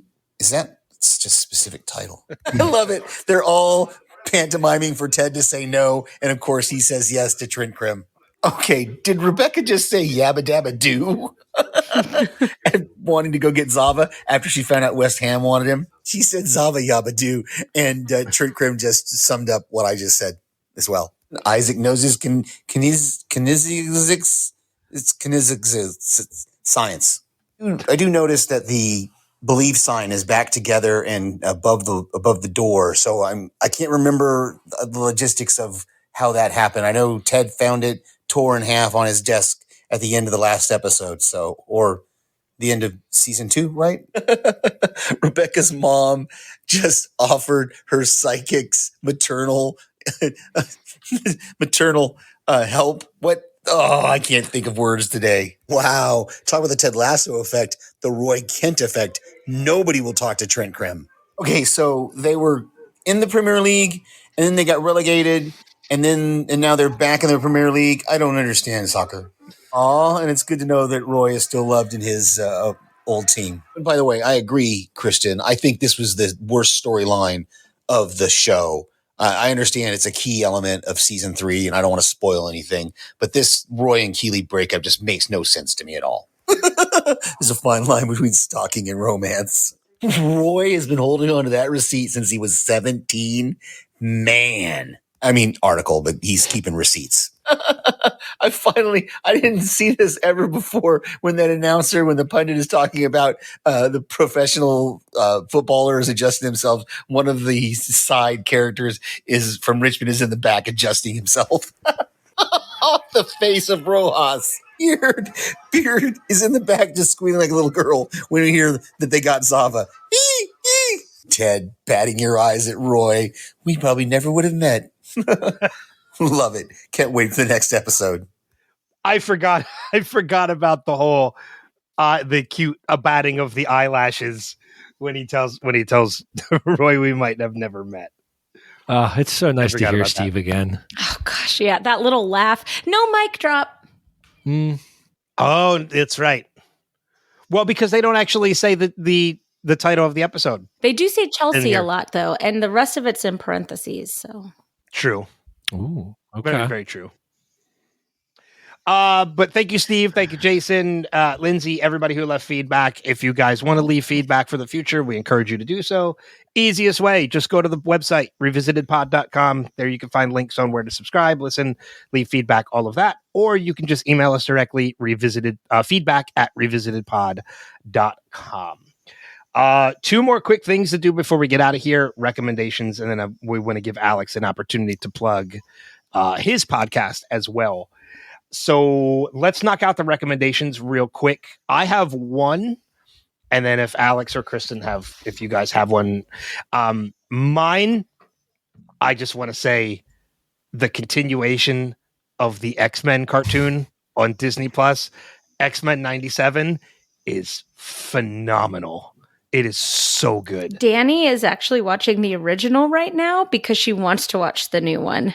Nice. It is so good. It picks up right where the original left off. Awesome. Not just in story, but in animation style, voiceover, everything. It is like that show has not missed a beat. I haven't heard universal praise for nerd IP like this since The Mandalorian, but everyone says X-Men 97 is phenomenal. So I gotta check it out. So good.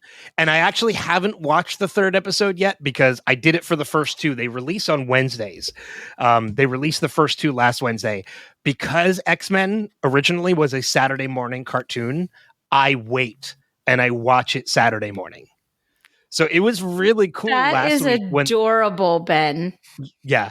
Last week when the first 2 episodes dropped, I didn't get dressed. I got out of bed. I came in the living room, sat in the recliner, and I watched in my pajamas the first 2 episodes of X-Men 97 on Saturday. Now, did you eat a bowl of cereal? No, but I will do that tomorrow. Yeah. It has to be like Trix or Cocoa Pebbles or something. It's gotta be Cocoa Puffs. Yeah. I have Honey Nut Cheerios on my fridge right now. All right, Omar. Yeah. I don't know that reference. Omar coming. Watch The Wire. Omar coming. I will. Kristin or Alex, any recommendations from you guys this week? Alex? Sure. Quiet on Set, the HBO documentary. If you want your childhood to be ruined and you want to really question everything that you thought you knew about childhood stardom, go ahead and check it out. It is 4 hours of tear-jerking enjoyment. 4 hours? Well, it's 4 hour-long episodes. Ooh. Yeah. I thought it was just like one documentary. Oh, Sweet Summer Child. No. No. Oh. The other recommendation, it's baseball season, folks. Turn on the TV. Check out a game. Yeah. Okay. Yeah. It's at the time we're recording this, it is opening day. Sure is. Which is got a lot great. of people that are happy. Yes. I can tell you're one of them, Kristin. So you're welcome. Well, Dave is a diehard Dodgers fan, so baseball is always on in the house. All right. Yeah. We're from Southern California. I so guess. It's either Dodgers, Padres, or Angels. And I think the Dodgers is probably the best out of the three. Yeah, let's just say that's a really good bet. Yeah. You made me think of it too, because Quiet on the Set is actually something, or Quiet on Set is one I actually want to check out because I keep hearing a lot of things. And so many of those Nickelodeon stars are now coming out and saying things because of this documentary. Yes. But there is another documentary that actually just came out. I haven't seen it yet, but I've been really looking forward to it.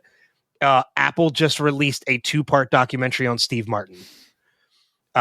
Called Steve Martin, a documentary in 2 pieces. And I'm really looking forward to watching that. That's what? I said it's catchy. Yeah. I'm just going to say, please watch Bad Batch. I knew you were going to say Bad Batch. I knew you were. This last episode was fantastic. Yes, it was. Golly, I love that show. I already watched that too. Yeah. Oh, yeah. No, that's appointment television for us. And The Rick Show. Please watch The Rick Show. Watch The Ones Who Live, featuring Michonne. Oh, yeah, that's what it's called. I keep forgetting what it's called. I've called it The Walking Dead and The Rick Show. I have never called it The Ones Who Live. Before we get out of here, Alex, plug away. You have a new podcast that is a couple episodes in at this point. I do. Thanks, Ben. So we have about 3 episodes in. It is the Quit Chasin Podcast. Myself and one of my childhood friends, Danny Gerb, talk Philadelphia Phillies every week. It's a lot like a recap. We're going to let you know what you missed so that if you can't watch 162 games, don't worry. We got your back. We'll take care of it. And I promise it's spoiler free because it's sports and it has to be. So check us out. We have a lot of fun. Our last 2 episodes featured, because it's preseason, both us reassigning walk-up music to all of our team, and then we talked about it was a good time. And then we talked about our favorite rules around superstitions, good luck charms, bad luck charms, and curses. So check us out. You can find us on Spotify and Apple, and once I learn more, maybe other places too. Who knows? We'll find out. Is it just Phillies from the scope of Phillies? So it is baseball through the eyes of 2 diehard Philly fans that have no journalistic experience or inside information. So really, if you enjoy going to the bar and talking Phillies and baseball with your friends, hop on, join with us. That's kind of what we do. That's great. That sounds fun. It's a lot of fun. Every Thursday night at 9:30 we record, and it's always a highlight. I love it. That's awesome. That's awesome. And we'll put a link to it in the show notes as well. Thank you. And share a link to it on Quit the Facebook. Chasing what? Quit Chasin Podcast. Quit Chasin Podcast. Okay. Yes. I'm writing it down in the notebook that apparently I never use, according to Ben. Next to flaming hot mac and cheese. So I got that too. You have that written down too. Right next to each other. I am just setting the stage here. Yes, you are. There you go. I love it. But Alex, thank you for coming on and doing this. I know you've been on Wilhelm before, so you and I have podcasted before, but this was your first time podcasting with Kristin. This was awesome. I thoroughly enjoyed it. Come back anytime, please. This was a lot of fun. I may not look like how I sound, but at least I sound well. I was so surprised. I don't know why. Were you expecting Samuel Tarley or Theon Greyjoy? What did you think was going to be behind this voice? First of all, I thought you were blonde. I don't know why. Ouch. Okay. All right. I don't know why. And okay. I just expected, I don't know, your voice. You know what? You're lovely. You're very handsome. I'm very sorry for if I was insulting you or your looks at all. I just was surprised. I look up because he goes, "Hi, Alex." And I'm writing something down. I look up. I'm like, okay. So I'm really sorry. It's okay. I found it a lot funnier than offensive. So you're fine. Thank God. Next episode of Ted Lasso, Season 3, Episode 3, 451. 451 is the episode title, not 3451. In which we are going to get more Zava. And it's where Michelle is coming back into the mix next episode too. Great. Isn't that great? Michelle, Zava, Shandy, Rupert. Let's just get it all in. And Nate. We're just going to bring everybody back. We didn't even need episode. Nate this episode. No. I was angry enough without him. Yep. So prepare to probably be even angrier next. Shout. As long as we have episode 6 coming, we'll survive. Yay. It's coming soon. But as always, thank you everybody for listening, being a part of this great community, for listening, subscribing, all that you guys do. Alex, thank you once again for coming on. And as Kristin said, you are welcome back anytime. Whether it's Ted Lasso, The Good Place, whatever we do in the future, you're welcome. The Wire. Thank you. Yes. Yep. So, but with that being said, we'll see you guys back out on the pitch. Take care. Namaste, baby.